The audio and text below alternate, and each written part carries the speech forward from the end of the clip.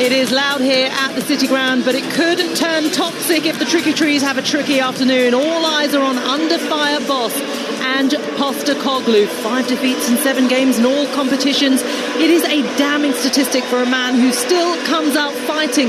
Will his team do the same for him today? It won't be easy against the Chelsea side, who have won their last 3 Premier League games away against Forest, but this is also a Chelsea side who have just 3 wins overall in their last 14 away from home. There'll be no Enzo Maresca on the sidelines today, but Ange will be there. Will he be able to make the difference? That is the question, because, as I say, his future could very well depend on it. Let's find out how this game pans out then, in the company of the Watford legend and Talksport's very own Troy Deeney, who's joined the game day team this Saturday alongside Talksport's chief football commentator Sam Matterface. Over to you guys. Thank you very much, Rashmin. The City Ground in Nottingham has gone through 27 managers since the great Brian Clough relinquished his duties here in 1993. After 17 successful years at the helm. There have been some short tenures in that time. Steve McLaren lasted 13 games. Alex McLeish only got 7. Even some of the very best have struggled to stick around, but none of them were sacked having failed to win at all. If you believe the rumour mill, that is the prospect facing the current incumbent Ange Postecoglou, a self-proclaimed winner who at this moment can't stop losing. 40 days, 40 nights, and unless he starts winning soon, it might be P45. The bad news is that Nottingham Forest's record against Chelsea is pretty appalling at the best of times. Forest have won just 1 of their last 8 Premier League matches against Chelsea, but Chelsea have problems of their own. No Moises Caicedo in the starting lineup, and the last time that he wasn't in the Chelsea 11 in the Premier League was back on Christmas Eve 2023, and they lost at Wolves that day. Troy Deeney alongside me as the teams prepare to come out. Ange was baffled yesterday at the narrative that surrounds him. How does he pull himself out of it? By performing, just as simple as that. Get this team to perform a very clear, direct way in which we could see it, and then go from there. At this moment in time, all the pressure's on him, and he's gauged the pressure even more. Well, the 2 sets of players are streaming out from the tunnel down in front of us. Chelsea in green shorts with white tops and a thick red and green stripe down the middle of the kit.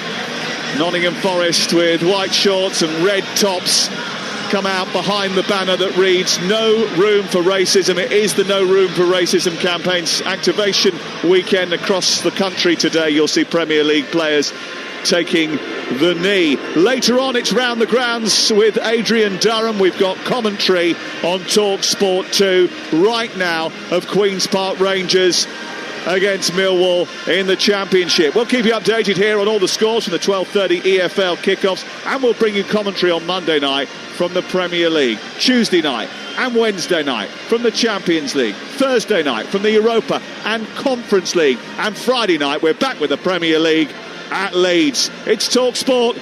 It's what we do, mate. Here are the 2 teams, starting with Nottingham Forest. Sells in goal, a back 3 of Murillo, Milenkovic and Morato. Zinchenko plays on the left, Williams on the right in the wing-back positions.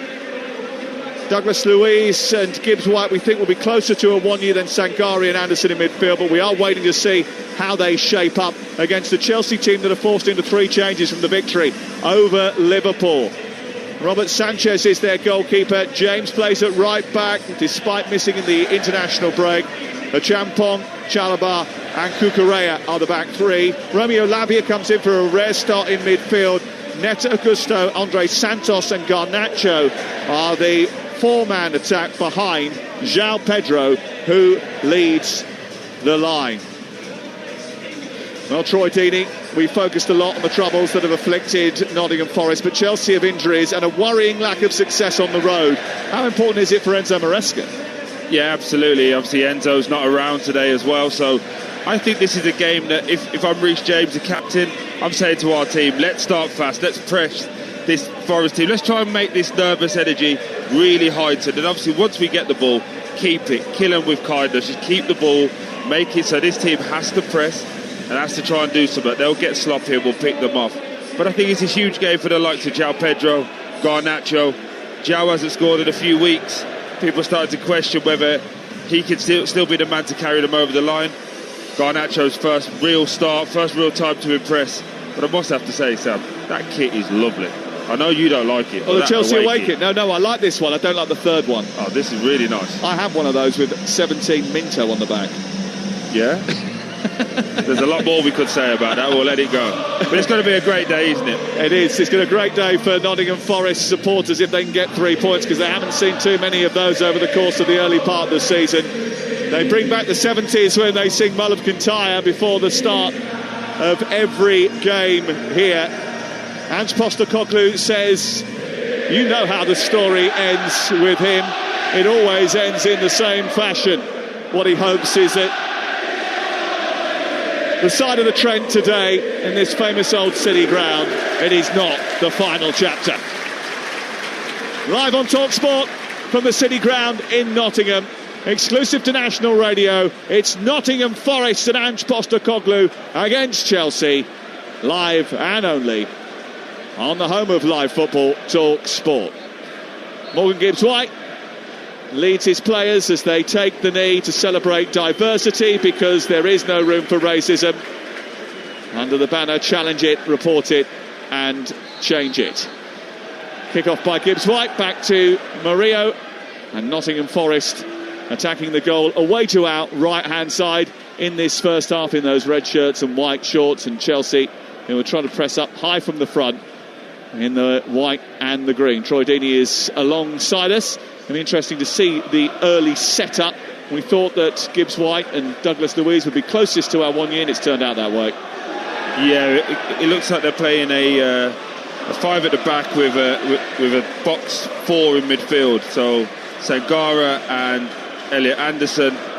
But then weirdly in the press now they've gone to traditional 5-3-2 with Gibbs-White playing as a striker. Oh, given away by Chelsea, and Awoniyi is straight onto it. His first appearance this season, and he drags the ball into the box and drags the shot well wide of the left-hand upright. He went galloping towards the 18-yard box, but he got a little bit caught under his feet there.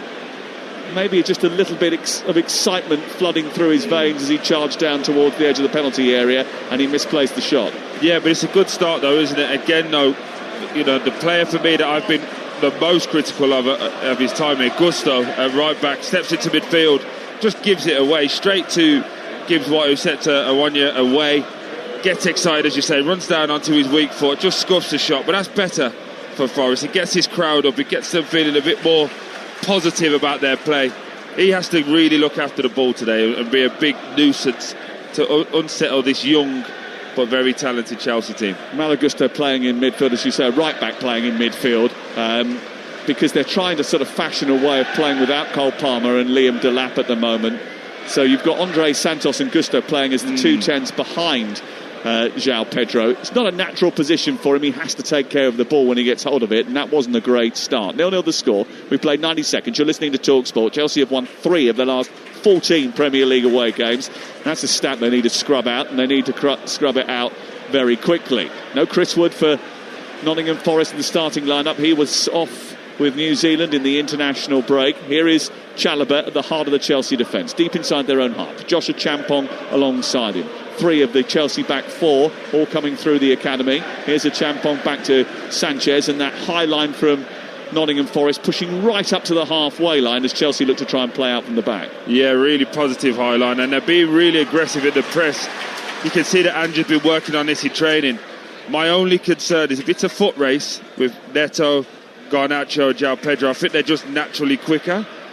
Again, just going back to Gusto in the midfield, I would have expected Reece James to play there and Gusto to play right back. Would you not have? Well, not after what I saw against Liverpool, where he did play high up in that formation. I think when I saw the team sheet ahead of that game, I was anticipating, like you, that it would be slightly different. As Awoniyi tries to put pressure on a Champong, who just runs across the line of Awoniyi, draws the foul and wins a free kick in the right full-back position for Chelsea. But it's Nottingham Forest who have looked the more aggressive in the opening 3 minutes of the game. Cambridge have started well in their game at home to Bromley as well. Cambridge, who were unbeaten in 4 before a defeat to Shrewsbury last week. Lead by a goal to nil. Shane Lavery with the goal after 3 minutes. Back here at the City Ground, it's 0-0 between Nottingham Forest and Chelsea. On the halfway line, Mark Cucurella, who's created more chances than anybody else so far for Chelsea this season, guides the ball back into midfield. Lavia with a neat touch into Reece James, who has wandered centrally. Onto Gusto, just over the halfway line down the side of the centre circle, into Forest territory. The right winger is Neto. He progresses forward, comes in on his left foot, tries to turn past Zinchenko, who looks to stick with him. He goes past Zinchenko into the penalty area. He tries to take on Elliot Anderson. As the flash cross through the box, it hits a hand as it goes through. It certainly popped off someone,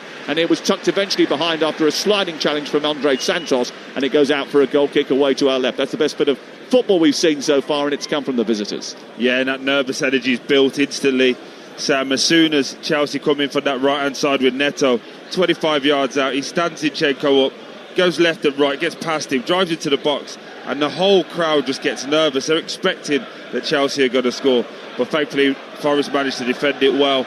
But it is showing signs already that at this place he's ready to turn very, very quickly. But for Chelsea, started to settle into the game now as we're, 4 minutes in. We should be in for a batch of entertainment here at the City Ground. No team's games in the Premier League this season have seen more goals than Chelsea's in the top flight, even more than Liverpool. And there hasn't been a 0-0 in this fixture since August 1995. Wow. Did Scott Minto play in that game? I think he did. Here is Lavia. Across the back four to Chalobah, into midfield and Reece James, and then out to Neto, who flicks it on to João Pedro. Good football by Chelsea, and a good turn by João Pedro, who ragdolls his compatriot Morato and gets the other side. He's pulled back by Morato, and the free kick is given to Chelsea, right side of the Forest half, midway inside opposition territory. Lucky to not get a yellow card there, I thought. Yeah. Poor João Pedro got away from him and could have just slid Neto through the middle, but good foul from Morato, and referee's been very lenient there, to say the least. Chris Kavanagh, the referee today. Peter Banks on VAR. Ange Postecoglou stationed on the edge of the technical area. No Enzo Maresca because of a ban, so Willy Caballero is right on the edge of the technical area for Chelsea. Here is Neto. A little overhead kick from Garnacho from wide of the penalty area to send it back across goal. It was picked up by Awoniyi, who tries to drag Forest clear. He wins the foul. Free kick is given. They wanted to get on with it quickly, but weren't allowed to by Chris Kavanagh. But Nottingham Forest have possession back again. Yeah, that's what he's got to do today, Awoniyi. Just look after the ball in real tight areas. Just try and buy fouls, be secure, unlike Gibbs White just was there. Yeah, and Santos both giving the ball away. Eventually Chelsea pick up possession on the halfway line. Take it back into their own half. Give it to Cucurella. Cucurella across to Trevor Chalobah, who the England manager said was a little bit unfortunate not to be involved in the England squad. Ball clipped down the right side. Gusto's gone on a forward run. He forages into the Forest half and then sort of hesitated, waited, and allowed the ball to drift out of play and gives the ball back to Nottingham Forest, 0-0. Yeah, sloppy there from Gusto. Just keep an eye on this right-hand side of Forest and Chelsea's left-hand side, because they're allowing Nico Williams to go jump onto Cucurella, which is leaving... Two big challenges, and they've been allowed to go, and now Nottingham Forest trying to come forward, and Gibbs White's ball wasn't the precise element that he was waiting for, and I think there was a bit of sort of lack of communication between Gibbs White and Awoniyi couldn't quite get on the end of it, but there was a turnover of possession on the halfway line which almost cost Chelsea dear. Yeah, just coming back to that original point, I think Garnacho's going to have a real good time here against Milenkovic, because just on this right hand side, when Chelsea have got the ball, Nico Williams is jumping onto Cucurella to try and stop it and force Chelsea down their right hand side, but it's leaving Garnacho 1v1 with Milenkovic, and if they just drop one over the line with this high line that Forest have got, I think him in a foot race, we saw it with England with Harry Kane getting away from Milenkovic, it could be real problems. Forest have given the ball away inside their own half, and it's been gobbled up by Neto right side. Now Reece James has advanced to the edge of the area. He guides it back to Gusto. Gusto infield. Now Lavia, who's in the dead centre of the Forest half. He's about 15 yards back from the penalty area. On to Garnacho, starts to accelerate to run to the edge of the box. Anderson prevents Andre Santos from going anywhere, and it's played round the corner by Cucurella, rather hopefully really, and across comes Nico Williams and steers it out for a Chelsea throw deep inside Forest territory. 0-0. It's been sloppy, hasn't it, for both teams, giving the ball away unnecessarily. A lot of players have been away on international duty and have come back late from international duty. There's a lot of South Americans in the Chelsea team. Some of them haven't been away. Some of them are on the bench because they have. And Chelsea did please all sides of London with their victory in their last game, but know that they have to put some away points on the board, and they keep giving the ball away inside their own half. And Gibbs-White's got it now, and he's running forward. He's got space to his left for Elliot Anderson. He puts the ball up and tries to come infield past the Champong, but then befuddles his control, and it goes out on the far side. And well, he's wasted a great opportunity. He's got to shoot there. He's got to shoot. I know Elliot Anderson himself is having a real good moment in the game and in life in general with England, but they've just won the ball back. Poor for Trevor Chalobah. They get out the other side. Gibbs-White is driving, just slips a lovely little ball. He gets into the box, and instead of just letting it go with his left foot, he decides to chop. The ball goes under his feet, and the chance is gone. Just get your shot off. We know the manager's under pressure. We know it's nervous. Just do the basics really well. Was that just trying a little bit too hard to be too secure there? No, I think he's trying to be too clever. I think because he's feeling good, he's in a good space. I think he's thinking, right, I get a little chop away here, I can score with my right foot. That's what he wants, his more predominant foot. Unfortunately, just gets it wrong. When these things, if he gets that right and he slots it in the corner, we're going to say it's magical and he's been excellent. Unfortunately, part of being a player is you're going to make those mistakes. So I just think for this moment in time, just get your shot off. Just give this crowd something to get behind. And they've turned the ball over 2 or 3 times now. Oh dear. Been played back on the left-hand side by Gusto, and he's almost sent it past Sanchez and into his own net. But now João Pedro at the other end is trying to get in behind. He's held it up well. Garnacho was down the left. He didn't play him the ball. He turns instead and runs into a more congested zone on the edge of the box, and Forest win it back and look to try and get it clear. Picked off by Lavia, who does well. One back by Andre Santos. Chelsea on the front foot. I mean, Gusto's tried to score an own goal at one end, and then Sanchez has sent the ball over the top for João Pedro to run in behind, and then he's not managed to pick out the ball that was obvious on this left-hand side for Garnacho. Lots to unpick. We'll get there in just a second. But first of all, Neto picks it up and runs down the right. Sends it back for Reece James, whose cross into the box is poor, headed away by Murillo, and it goes back to the halfway line where a Champong restarts the Chelsea attack. Here is Chalobah. More space on the left for Garnacho. They find him now, hugging the touchline. Comes infield past Williams. Tries to shrug him off. Feeds the ball infield to Lavia, and then it's back to a Champong. Over on the right, screaming for the ball was Neto. Out comes Zinchenko out of his slot, and he completely misjudged that. He plays it down the right in towards Gusto, who gets a bump from Murillo. Good defending by the Brazilian, and it's cleared away by Nottingham Forest. 0-0. And breathe. Wow. Gusto has been... He's been awful, hasn't he? There's no other way of saying it. That back pass there is unbelievable for Robert Sanchez, who gets a lot of, well-deserved criticism, in my opinion, but does really well to deal with that bouncing bomb going back to him. Puts the ball over the top, and as you said, João Pedro's got to be better. Just leave that in the path of Garnacho, and it's 1v1. This is a really interesting game, just by the mistakes that keep being made. It's no real breakdown of good play. It's just turnover after turnover, which is creating problems. Awoniyi tries to hold the ball up. He was fouled by a Champong. I'm not sure that there was much in that. Chris Kavanagh allowed one of those very similar challenges to go a few minutes ago, and now has penalised the Champong, who is basically saying just that. And the free kick is given. And they want to take it quickly, but they've done it in the wrong position. Sangare is penalised, and he's pulled back into the centre circle. It remains Nottingham Forest 0, Chelsea 0, 11.5 minutes played. You're listening to Talksport with Sky Sports, and don't forget that with Now you can stream all of the Sky Sports action flexibly, like Fulham versus Arsenal live today. Search Now Sports. Ball loose in midfield. Header by a Champong into the path of Reece James. Ange Postecoglou has used the international break to try and work with the players that have been left behind. Chelsea have spotted the run of Garnacho this time and tried to feed him.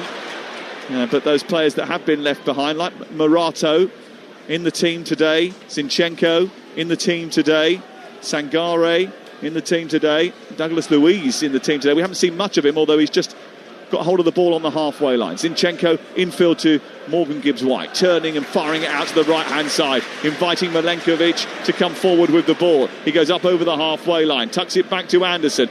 Gibbs-White makes an intelligent run in the inside right channel, picks it up, turns it back infield, looking for Awoniyi, away by Chalobah, and it's cleared away, but that was good play from Forest. Yeah, much better play from Forest. Deliberate build up there, but that's a great run again from Gibbs-White. You can see why Ange just got him up there, just playing off the front of the big man. Little intelligent run. Unfortunately, poor ball into the box. But showed signs at the minute, Forest have started to believe and started to feel that they could actually do something in this game. Great crossfield pass from left to right by Forest to bring Williams into the game high up on the right-hand side. They go centrally now with Awonyi, drops in, holds the ball up. It's played in by Douglas Luiz to the left-hand side. Zinchenko then tries to nudge it down the touchline for Luiz to run onto. Goes out of play and it's away for a throw into Chelsea in the right full-back position. Daniel Aldo has scored for Salford City, who've had a tough time. They've lost the last 3. They lead Oldham Athletic in League 2 by 1-0. Remember, over on Talksport 2, we have championship commentary for you. Queen's Park Rangers against Millwall. Those two teams vying for a playoff place at the moment. That's live right now on Talksport 2. And later on, commentary, who were the leaders until last night. Middlesbrough's very good performance in their victory over Ipswich Town. They take on Blackburn live on Talksport 2 at 3 o'clock. Ian Danter and Perry Groves, your commentary team. And tonight, Leicester Pompey, Mark Albrighton and Joe Shenham will be there for that one, 7:45. All the championship action today covered on Talksport 2. Here is Lavia at the base of the centre circle. Remember, Adrian takes you round the grounds from 2:30 here as well, and we'll do the same tomorrow, 1:30 on Talksport and Game Day Live. Here is a Champong for Chelsea, 0-0 the score. 6th straight game that Chelsea are facing without Cole Palmer. Here's a conundrum of what to do when he's not in the team.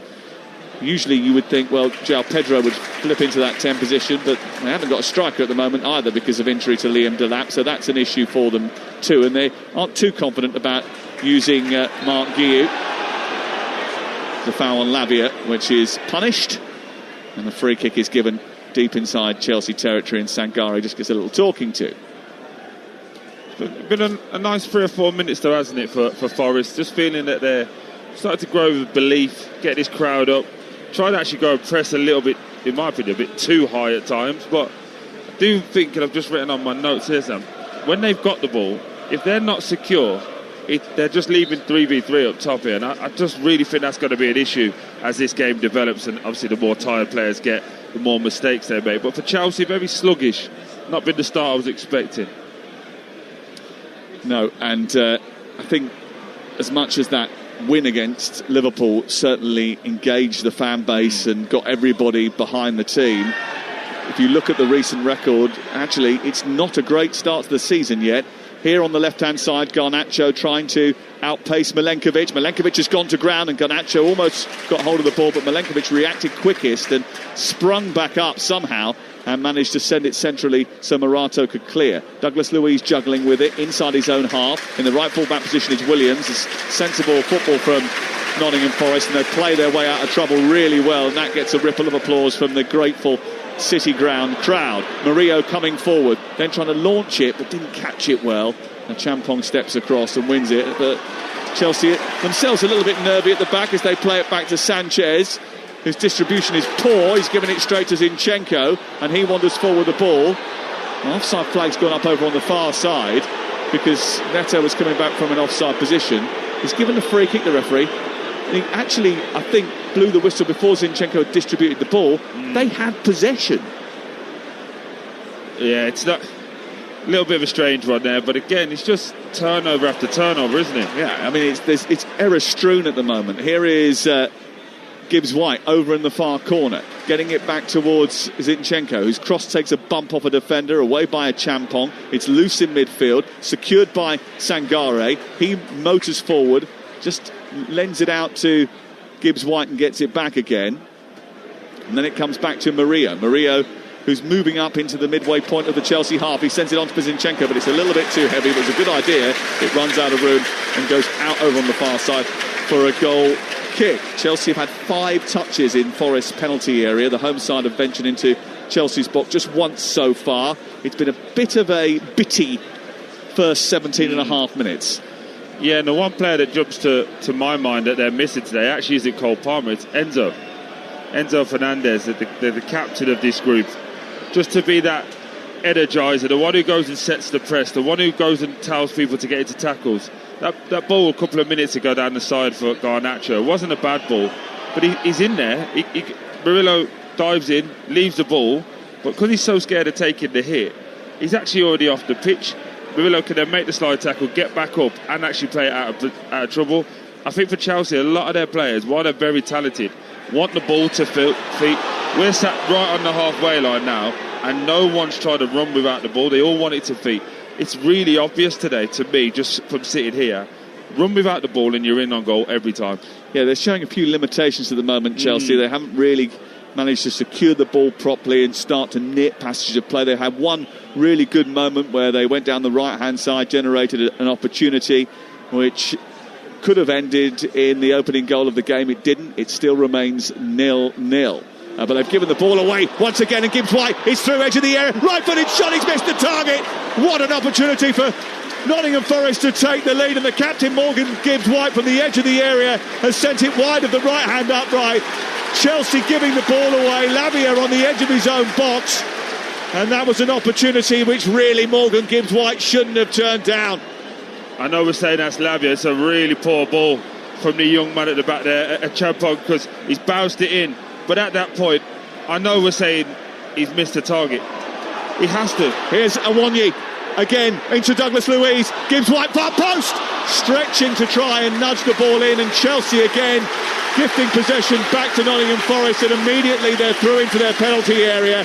It's sloppy from Chelsea at the back, who look a little bit ragged at the moment, not entirely up to speed. A Champong stretching out a leg, helping it onto the head of Douglas Luiz, and Gibbs White has just lifted this crowd in the last few moments.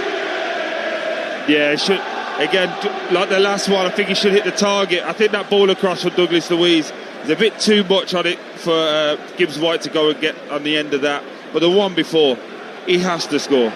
He's 18 yards out, he's open, he's in the middle of the goal, tries to reverse it, just puts it wide. But for Chelsea, so sloppy.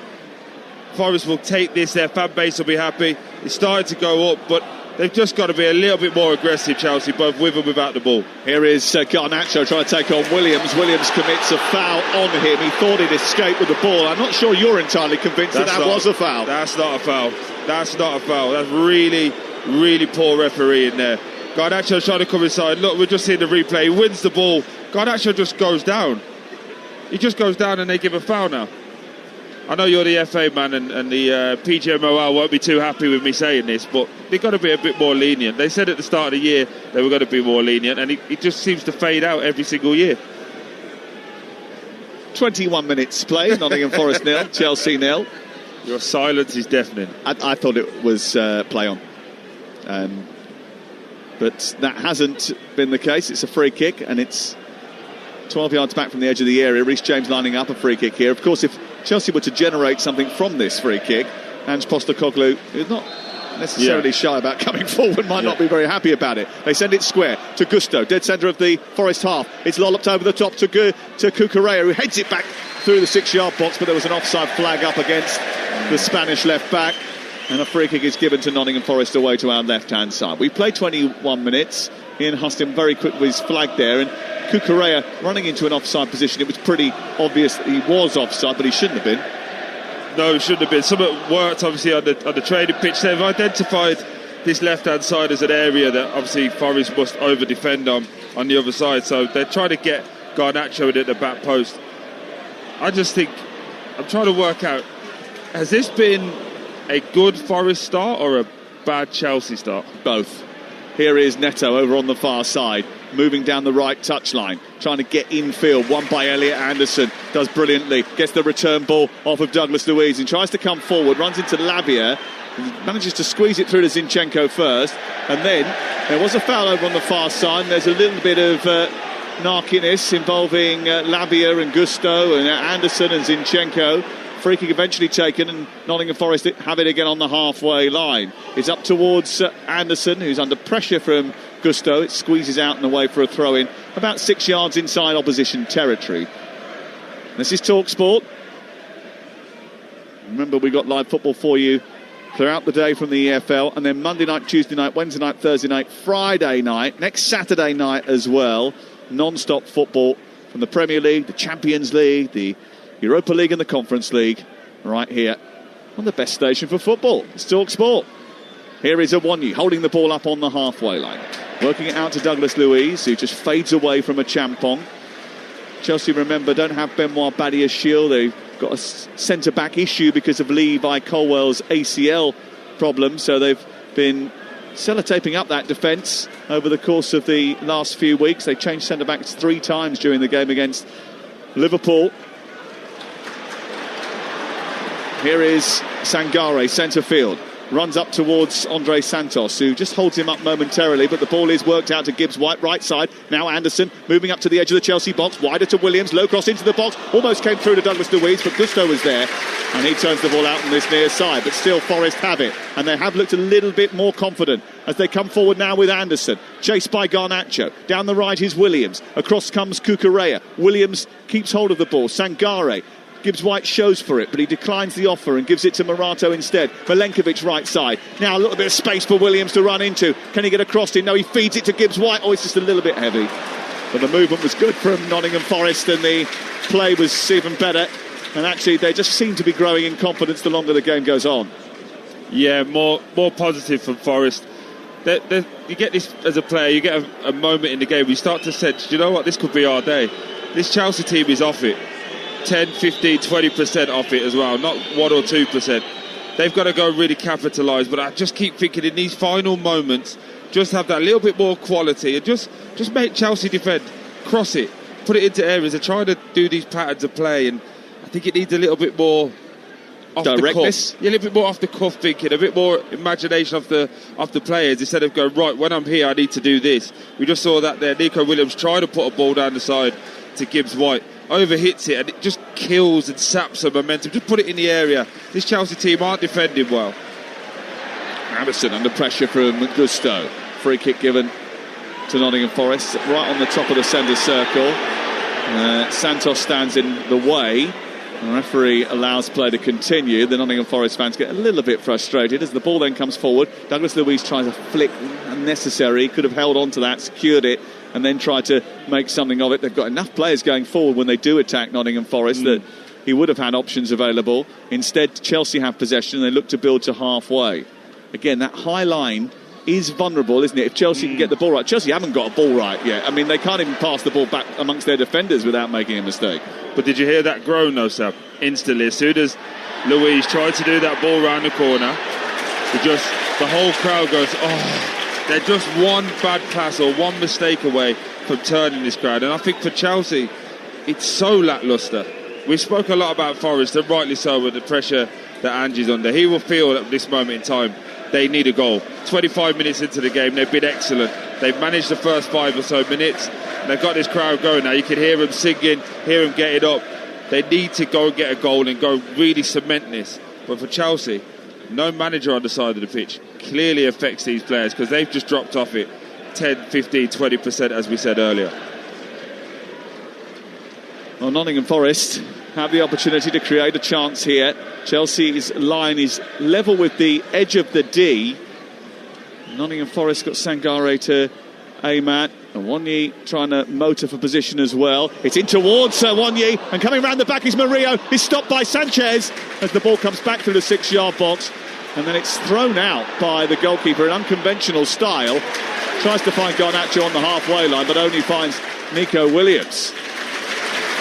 Again, though, Garnacho not willing to put his body on the line. If he goes in there with full intensity, Sam, just touches that, Nico Williams either got to take him out and he's a red card, or he's 1v1. Again, really good from Sanchez there as well. Good goalkeeping. Keeps the ball out of his goal, but also gets the attack going very, very quickly.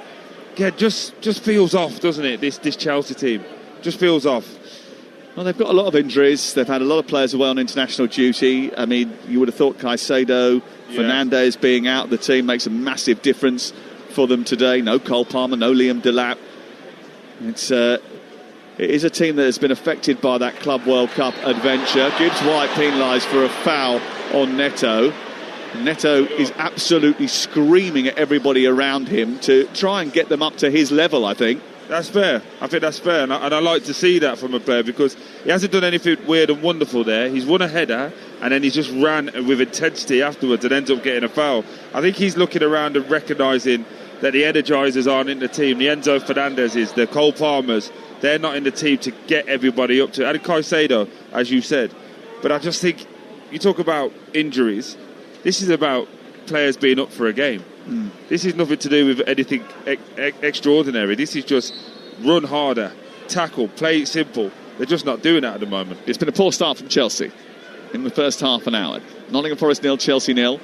And Neto standing over the ball alongside Reece James, who would be the favourite here. It's quite some way out, but he sends the ball goalwards anyway. He does have a shot towards the goalkeeper's left, and it's secured by Matt Sells. Nice free kick. Bounced twice before it got to him. It's indicative of what Chelsea are doing at the moment, isn't it? It's all right. It's just that weird feeling. It's like he's had a shot on target though, so we'll take that. I don't think that there's sort of much point in having a free kick like that, because it was never really going to trouble the goalkeeper. Here is Douglas Luiz taking the ball down the left-hand side. He tries to get away from Romeo Lavia. Doesn't manage to do that, but they do keep hold of the ball here. Anderson midway inside Chelsea territory, just left-hand side, touches it back into Sangare, who's more central. Murillo charges forward, and he goes past two Chelsea players and then gives the ball straight to Garnacho, who does his best to give it back again. Achampong didn't see that Awoniyi was coming around the blind side. Gets the ball back to Sanchez, and Chelsea are able to clear. I mean, you get the feeling that there is going to be a seismic mistake by someone at some point. Yeah, it just feels off. Maybe it's the early kick-off, maybe it is after international break, but it just feels like there's just mistakes and yellow cards and red cards waiting to happen. Although Chris Kavanagh has tried his best to not give anyone a yellow card, because that was a bit of a bad one from Lavia as well there. Well, Lavia's just come through the back of Douglas Luiz. I mean, he was pretty late there, and now he's getting a talking to, Lavia, from Chris Kavanagh, just basically saying if you do another one of those you will be going into the referee's notebook.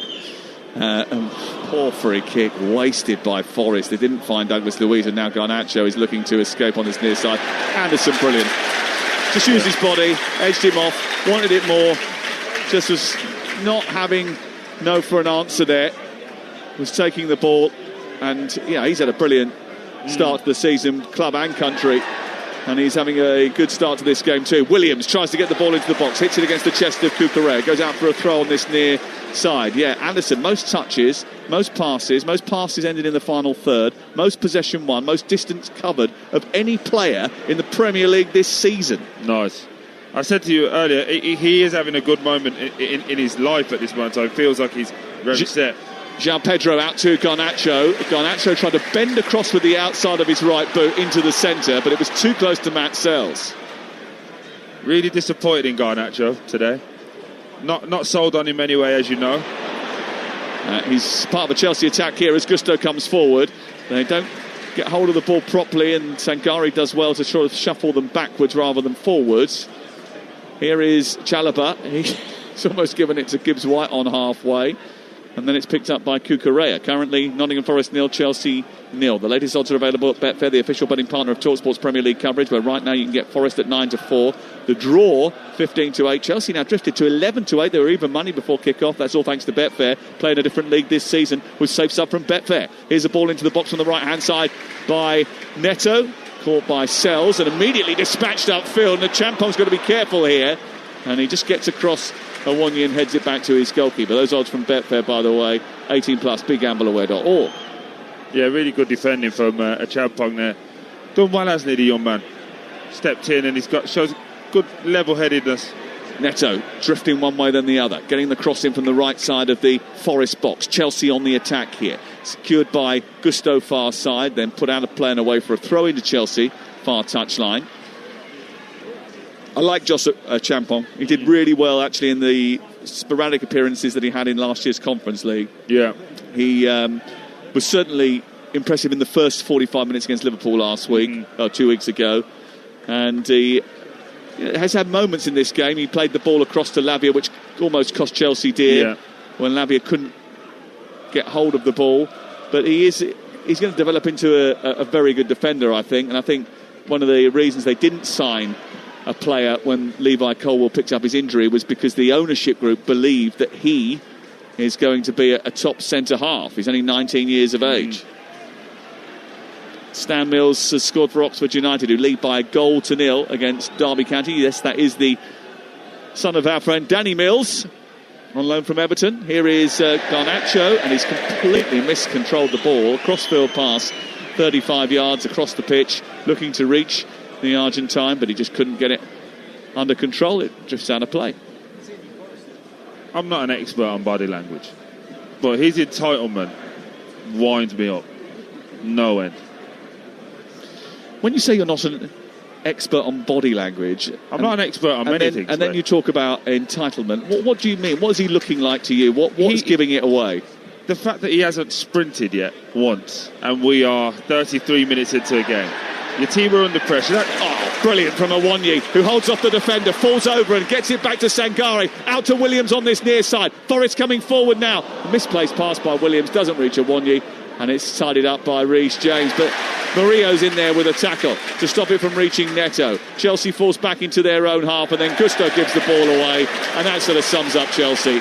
They've been off the pace, their precision has been poor with their passing, and they look like they are at some point going to give Nottingham Forest a route into this game.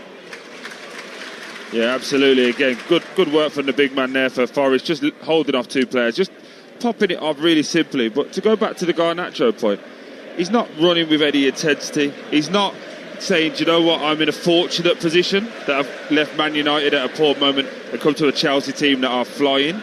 He's been given a start, his first of the season, and he's not giving you anything. He's not running around. Every time the ball comes out to him, he's like, unless it's perfect, he's not going to run. The sense of entitlement in the young man is frightening. It's frightening. 6th appearance for Chelsea since his £40 million move. He has yet to score a goal. He did get an assist in the Champions League for the winner against Benfica. He's got ability. There's no doubt about that. The boy's very, very talented. But in games, you have to do the basics well first. And it's just coming out to him now. But look, no desire. Doesn't even go for the header. He's expecting that the ball should be played to him, and then once he gets the ball, then he'll run around. It was a crossfield ball again, out towards his near touchline. It was sort of It was a poor ball. It wasn't a great ball, but he didn't make any effort to affect. And we're just watching him literally all down in front of us here, and he runs at like half pace, half mast. I don't know.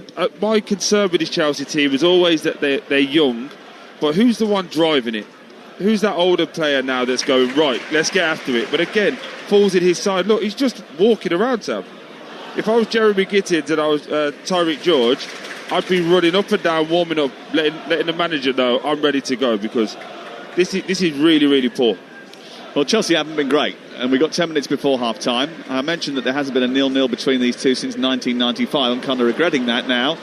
Ball been played down the left-hand side. I did tell you I could get a 0-0 anywhere. You did? Yeah. You did. Just stick me on a game if you want it to be 0-0. Here is Cucurella, infield to Lavia. Listening to Nottingham Forest 0, Chelsea 0 on Talksport with Enterprise Rent-A-Car. Whatever it is, they're here for it. Here's a Champong striding forward over the halfway line, long and lean, and he does the good hard bit by running upfield with the ball and then gives it straight to Elliot Anderson, who now charges forward. Lavia snaps in with a tackle. There weren't too many options for Anderson. Now Garnacho has it, runs through the centre circle, plays a good pass out to Neto, then wants the return. The return doesn't come, and it's picked off by Murillo, and then his clearance is a little bit of a scooper, and that's not caught well, and Neto has scurried back towards the byline to get hold of it. And Chelsea have possession once again. Millwall take the lead over on Talksport 2. Femi Aziz, after 36 minutes, has scored for Millwall away at QPR. That's over on Talksport 2 in the EFL Championship. Here's Neto, skipping past one challenge, running up to Anderson, clipping the ball into the box too heavy. It'll go over the heads of João Pedro and Cucurella. And Williams ends up colliding with the advertising ball behind the camber away to our left-hand side, behind the goal, and it's out for a goal kick. Nottingham Forest have lost 4 of their last 5 Premier League matches. More concerning, they haven't managed to score in any of those defeats. They could fail to score in 3 consecutive matches in the top flight for the first time since April 1999. Worse than that, really, is no win in 9 in all competitions. They're struggling to score, they're struggling to win. It's a problem that really only has one solution, and that is to change it. Yeah. And they've had one good chance, one half chance, one good chance in this first 45 minutes. Chelsea have had a reasonable chance, nothing more than that. But at the moment, it is 0-0. Here is James, just right of the centre circle. Moving up towards Gusto. Gusto under pressure. Plays it infield. Loses out to... Well, he gave the ball to Lavia, and Gibbs-White thought he'd nabbed it, gone round him and started to run up the pitch. But the referee had given a free kick, and it was another dubious one.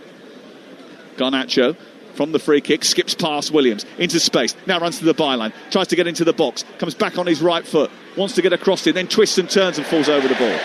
Ball spills out to Lavia. Lavia keeps it alive, gives it back to Garnacho. Garnacho back to Lavia again. Central is Reece James. James looks up, plays it wide towards the right. Neto again looking for an option. There's no one really in the box. João Pedro's coming short. Now he's gone in behind. They look for him. He heads it back to Andre Santos, who volleys over the top of the crossbar from the edge of the 18-yard box.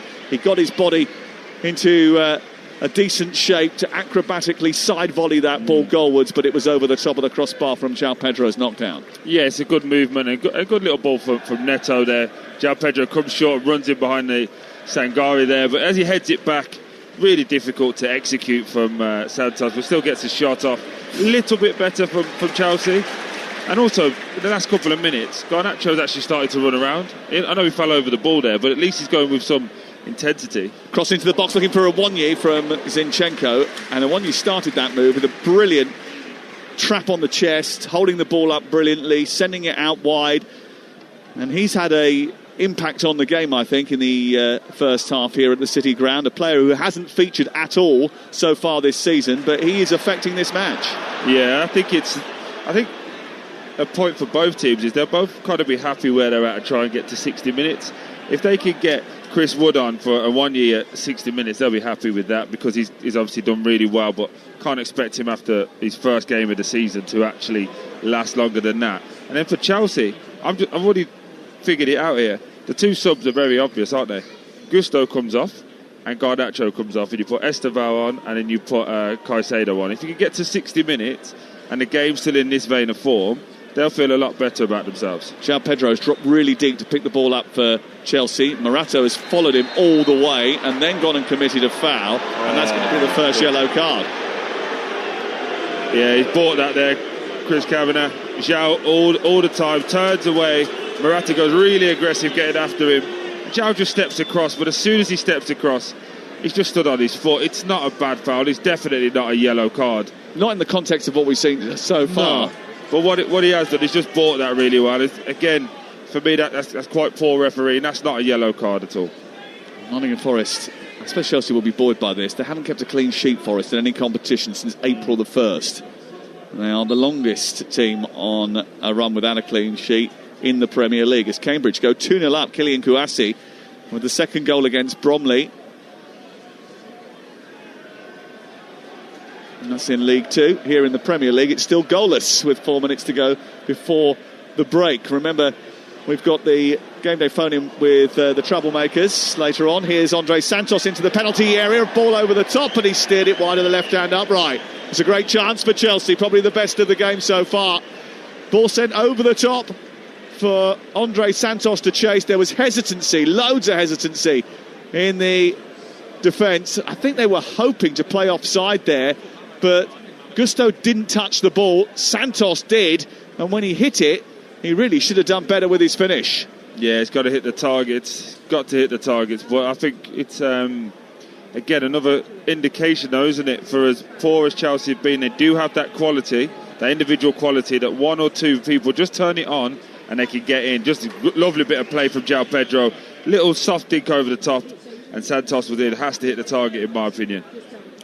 Garnacho tries to flick it on to João Pedro as we approach half-time. Away by Milenkovic eventually, helped on by Gibbs-White. Awoniyi's going to get there first. He lays it back to Sangare, centre circle. Good football by Nottingham Forest. Now Anderson's got it. Can they finish the first half strongly and just stem the tide of what Chelsea have been trying to do in the last few minutes? Again, Williams just a little bit long with his pass. Then Chalobah and Anderson collide on the near side.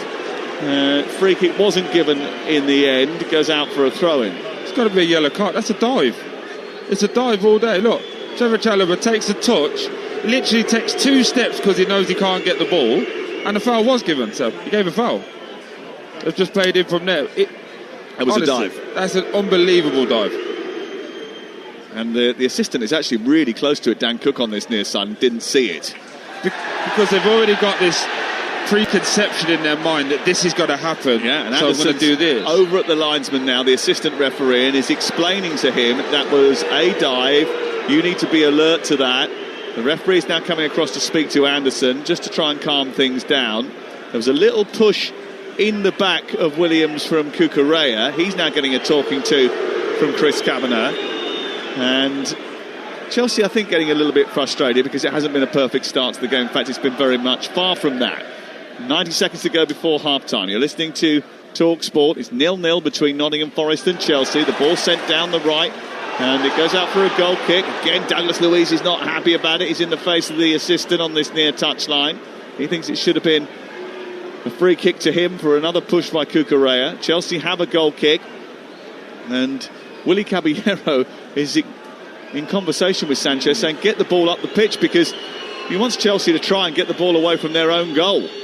Don't give anything away. Yeah, I think he's just trying to say manage the moments now. Let's get in at half-time at 0-0 and we can adjust it, because it, again, for Chelsea, it's been really, really poor. To go in at 0-0 is a good scoreline for them at this moment in time. So I think Willy Caballero, they're using his playing days, a bit of nous, just saying, right, let's just get in at half-time and we can fix it. And certainly Chelsea do need to do something at half-time if they're to secure any points from this game. They have been a little bit loose playing out from the back. They've gifted opportunities to Nottingham Forest. Neither team has created too much. And certainly, I think Nottingham Forest, when they had that Gibbs-White chance, think they probably have had the best of them so far in the game. There was another one quickly afterwards as well for Gibbs-White. Santos has had a good chance too for Chelsea. He's just backheeled the ball beautifully into Gusto. Infield it goes to Neto. Neto with a shot from distance from around about 25 yards, but it was rising over the bar as he tried to curl it to the far post, and it goes over the top and it's out for a goal kick. Just 1 minute of added time. Again, just a little bit of quality, isn't it, from Santos there. Back heel into the space, gives it into Neto, 25, 30 yards out, cuts in on that right hand side, gets a shot away. Never really looked like it was going to go in. Got a picture of Maresca just in front of us. It doesn't look too happy, does he?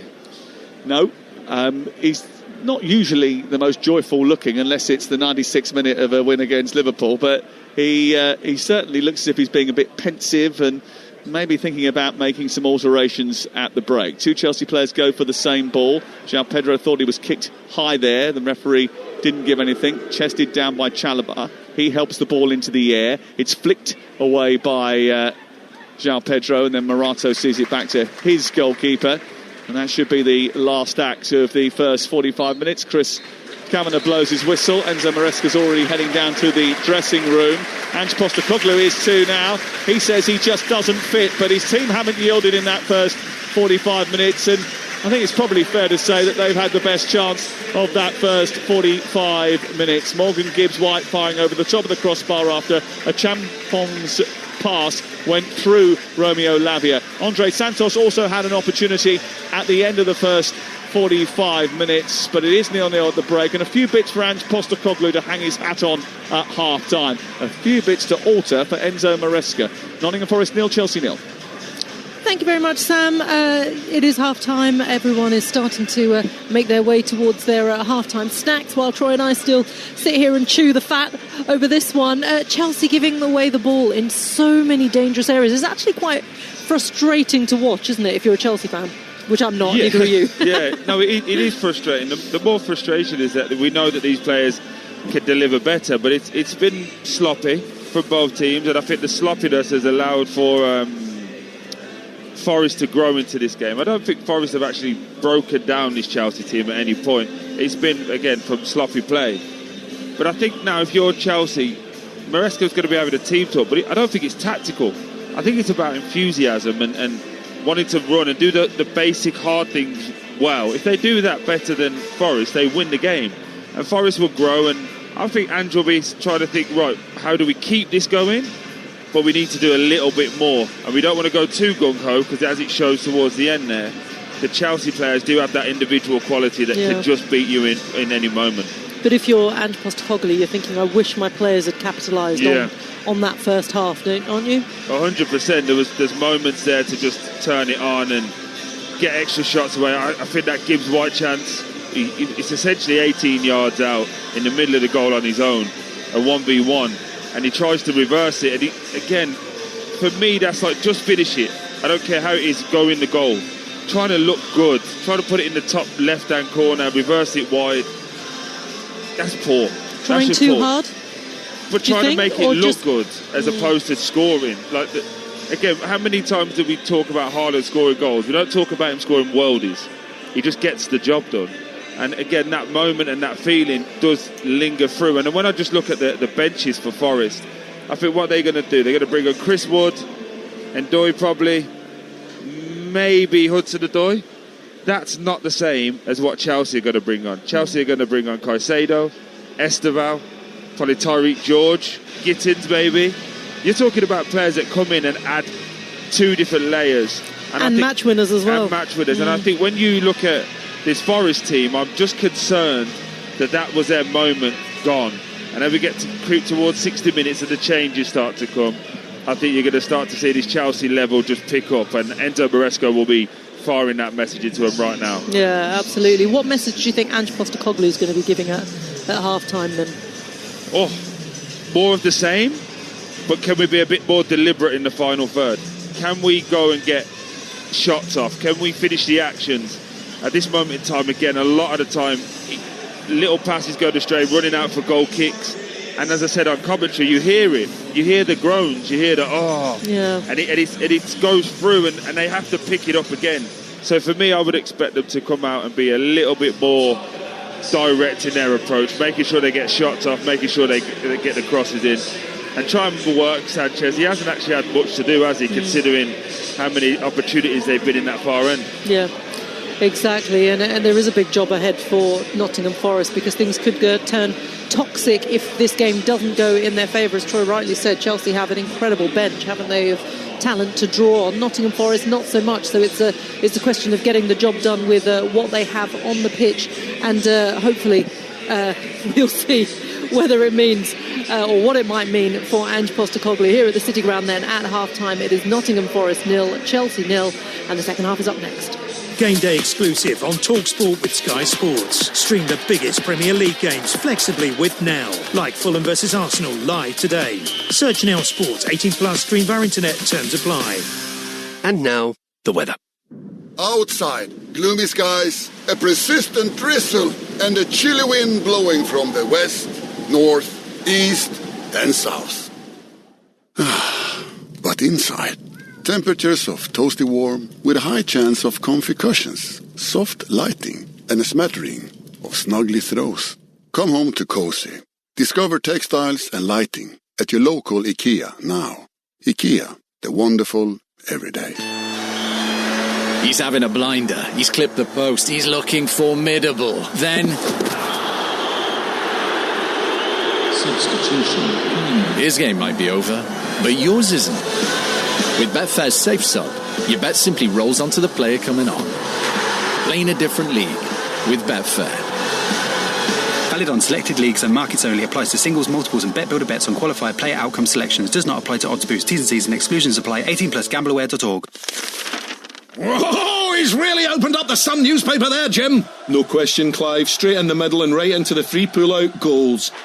Goals, yes. The ultimate football coverage with the best expert writers. In-depth tactical analysis. Unrivaled coverage from every league and all the latest football action. Think you've said it all there, Clive. Sorry, Jim. Not to worry, I was reading my copy of Goals anyway. Get your free copy of Goals every Saturday, Sunday and Monday only in the Sun. We all fantasize about our perfect home. Sipping a morning coffee out on the terrace. Good morning, Mr. Squirrel. Morning. The kids building a tree, playing on the lawn. We're playing real-life football! But come on, this isn't real. Listen, if you're serious about making your fantasy a reality, find out what your home is worth instantly with a free online valuation estimate. Get real about moving. Get on the market. Most common time to obtain an online quote between 1st of April 2024 and 30th of June 2024 was under 3 minutes. Excludes Northern Ireland. Incredible scenes here at the Village Hotel's Pub and Grill. Fans are taking their place in the fan zone with stadium-style seating, amazing views on huge screens, and we're underway. Lovely bit of dribbling there as she tackles the burger stack. Now they're getting down the wings. Sticky barbecue. Unbelievable. Oh, and he's hit the bar. And it's there! His favourite ice-cold beer. What a result!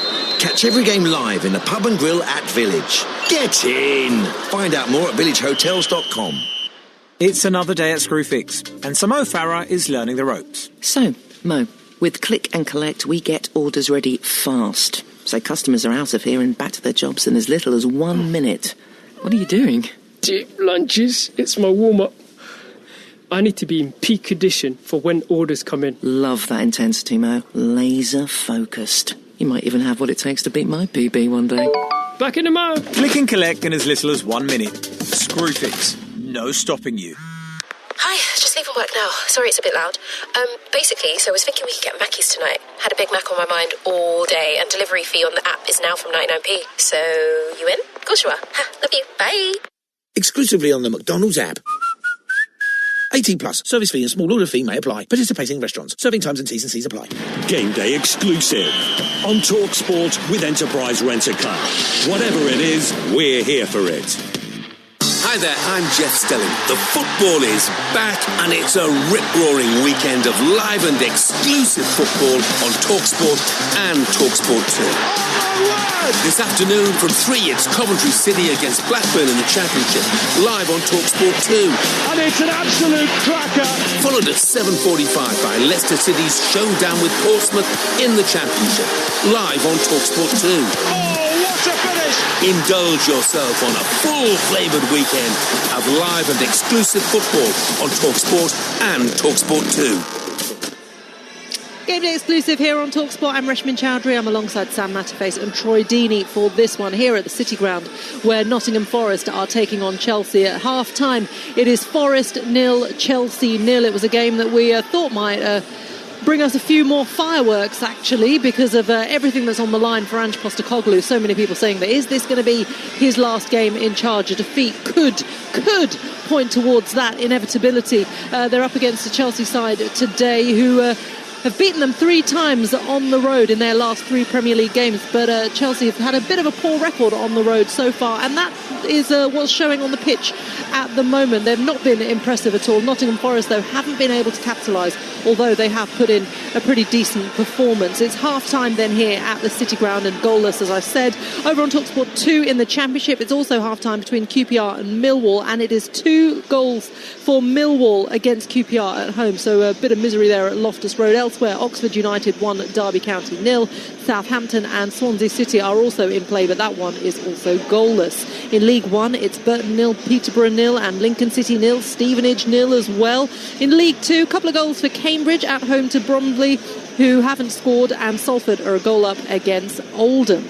OK, so let's get the latest from Betfair, shall we, on this game that we're watching at the City Ground. Betfair, of course, the official betting partner of TalkSport's Premier League coverage. Odds update on TalkSport with Betfair. Play in a different league this season with Safe Sub from Betfair. 18 plus, gambleaware.org. Joe Dyer joins us from Betfair as always. Joe, what have you made of that first half, and what has it done to the odds, or has it changed anything? Yeah, well, match odds wise, no, not really. Obviously, it was quite spirited stuff, wasn't it? As you say, Chelsea not that impressive. Chelsea are actually the main movers in the betting. They've gone out, as you'd expect. They started the game at evens, they're now 13-8. Forest unmoved, really, 11-5, now 5-2. The game's crying out for a goal, isn't it? Who's going to score it? Morgan Gibbs-White has looked quite lively, 8-1. João Pedro will be heading those odds for Chelsea at around 7-2. It's and again, to just go back to goals, any goal. Well, over 2.5 went off at 7-10. That's now 3-1. So, we want some excitement.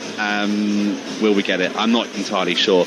Looking at those charity bet builders, we need a 4-goal second half. So, look, we've got 45 minutes of football to come. So who knows what will happen? But it doesn't look good at the moment for Sam Matterface's selections, I'm afraid. Oh, Sam, you feeling all right about that? Absolutely fine. We've had a Reece James shot, though, but we didn't pick him. We picked Chalobah instead. And then Troy said to me afterwards, you should have picked Reece James. Yeah. And now I'm thinking that he was probably right. But, look, second half, anything can happen. It's got to change. It's got to get better. It can't get any worse. Chris Kavanagh needs to be a little bit stronger with his cards, I think. That's what we really need. Is that what we need or what your bet needs? Well, let's just see what happens. Come on. Let's just see what happens, shall we? Yeah, it's hand in hand, isn't it? More yellow cards, more things to talk about. Yeah, I reckon you'll be all right, mate. We got it. Positive. We've got this, guys. We've got this. He said that with his mouth, but not with his eyes. We need Casado to come off the bench and land both bets, don't we? So I'm cheering. We Fingers absolutely crossed. do, yeah. Fingers crossed. Let's see how that second half pans out and if we can win some money for the Bobby Moore Fund. Joe Dyer from Betfair, thank you. As always, that odds update is all thanks to Betfair. Returns accurate as of 10 minutes ago. For verification, see betfair.com. Over 18s only. Conditions apply. Go to gambleaware.org. Odds update on Talksport with Betfair. Play in a different league this season with Safe Sum from Betfair. 18 plus gambleaware.org. Now, following us at 2:30, Adrian Durham, of course, will be taking you around the grounds with all the goals as they go in the Premier League and EFL. He's had a busy old week on international duty, but is based up at the Etihad for Manchester City against Everton. I hear you've had a bit of a busy old trip to get there as well. Yeah, absolutely. Yeah, it's been a bit of a nightmare. I don't know how I've made it for this little slot with you, but I'm glad I have, because actually it could be a really fascinating day. What happened? Well, it trains in the UK, mate. I mean, oh, just one of the I had a train cancelled this morning. I only had to wait half an hour for the next one, but yeah, no, I'm with you. But it is a great one that you're gearing up for. Return of Jack Grealish, of course, and Haaland on in incredible form. So looking forward to this one. Yeah, I mean, Man City have had a touch. Obviously, Grealish will be here but can't play. But the great news about today is Arsenal are top of the table. Bournemouth can go top, but if they don't win at Palace, Man City can go top here at the Etihad. And after all of that, Arsenal play at 5:30 and can resume top spot. So I just love the way the Premier League is at the moment, and glad it's back, obviously. You know me, I love international football. I love the fact England have confirmed the World Cup place, but we all love a full Saturday of goals as they go in and taking you around the grounds on a Saturday afternoon, don't we? And by the way, shame about Sam's charity bet. You know, he's smugger face last time. Is he sadder face this time? Yeah, he's sadder. Give him a big hug from me. I gave him a big hug in Riga and he loved it. But then I'd have to touch him. He gave me a big hug in Latvia, didn't you, the other day? Yeah. I think it benefited us both. Yeah. Oh, did it? Skin-to-skin contact is very important. So we were wearing clothes. Oh yeah, that was the disappointing thing. I was not insinuating that at all. I just meant the warmth.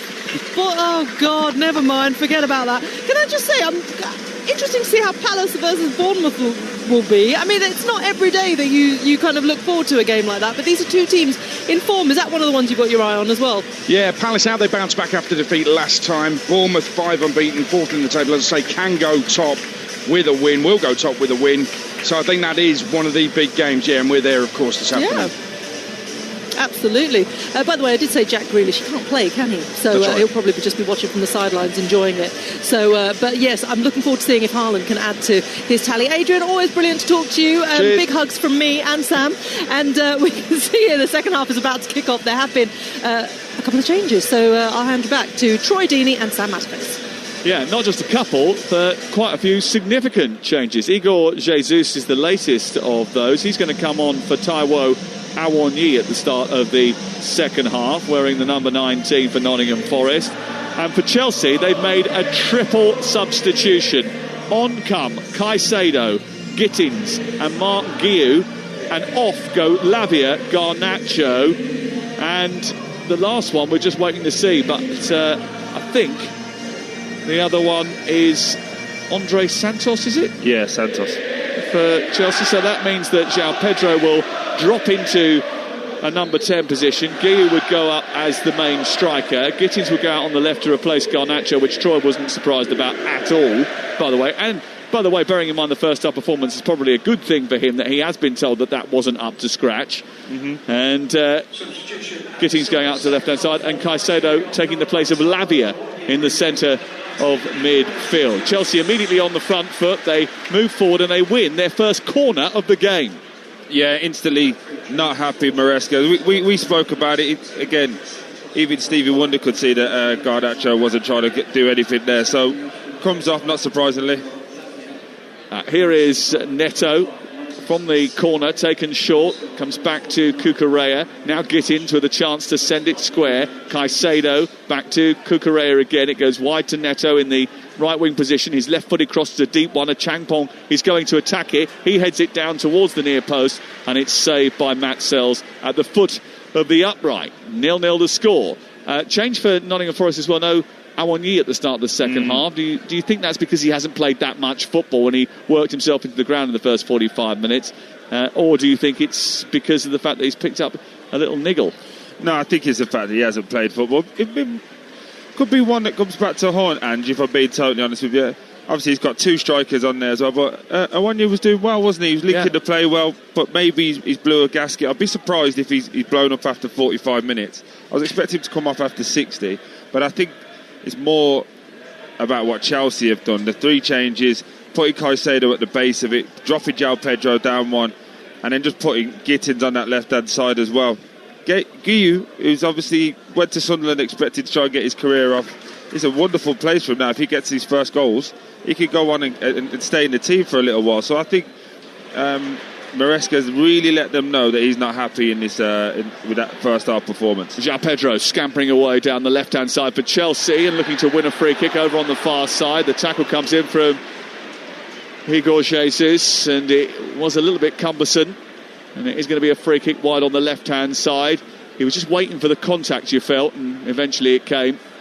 It wasn't as significant as I think João Pedro made it out to be, but he won the free kick, and Chelsea have the opportunity to cultivate a chance from a set-piece, level with the edge of the 18-yard box. And actually, they've worked quite a lot on set-pieces over the last year. Bernardo Cueva, who is the set-piece coach, certainly has increased their output levels this season. 4 of Chelsea's 8 away goals in the Premier League this season have been scored from corners. This is a free kick which is level with the edge of the 18-yard box. Guiu, who's played for both Sunderland and now Chelsea in the Premier League this season, is looking to try and get a little run and attack this ball as it comes into the penalty area. James is standing over it. He'll hit it right-footed into the near post. A poor delivery, easily fended away by Morgan Gibbs-White, who was the second man in the second line of defence. And Chelsea look to recycle it with Pedro Neto. Takes a couple of steps forward, then takes on Williams down the outside of the box, a left-footed cross into the centre. Champong is there, and it's his first ever Chelsea goal. He wheels away in celebration, and Chelsea lead moments into the second half.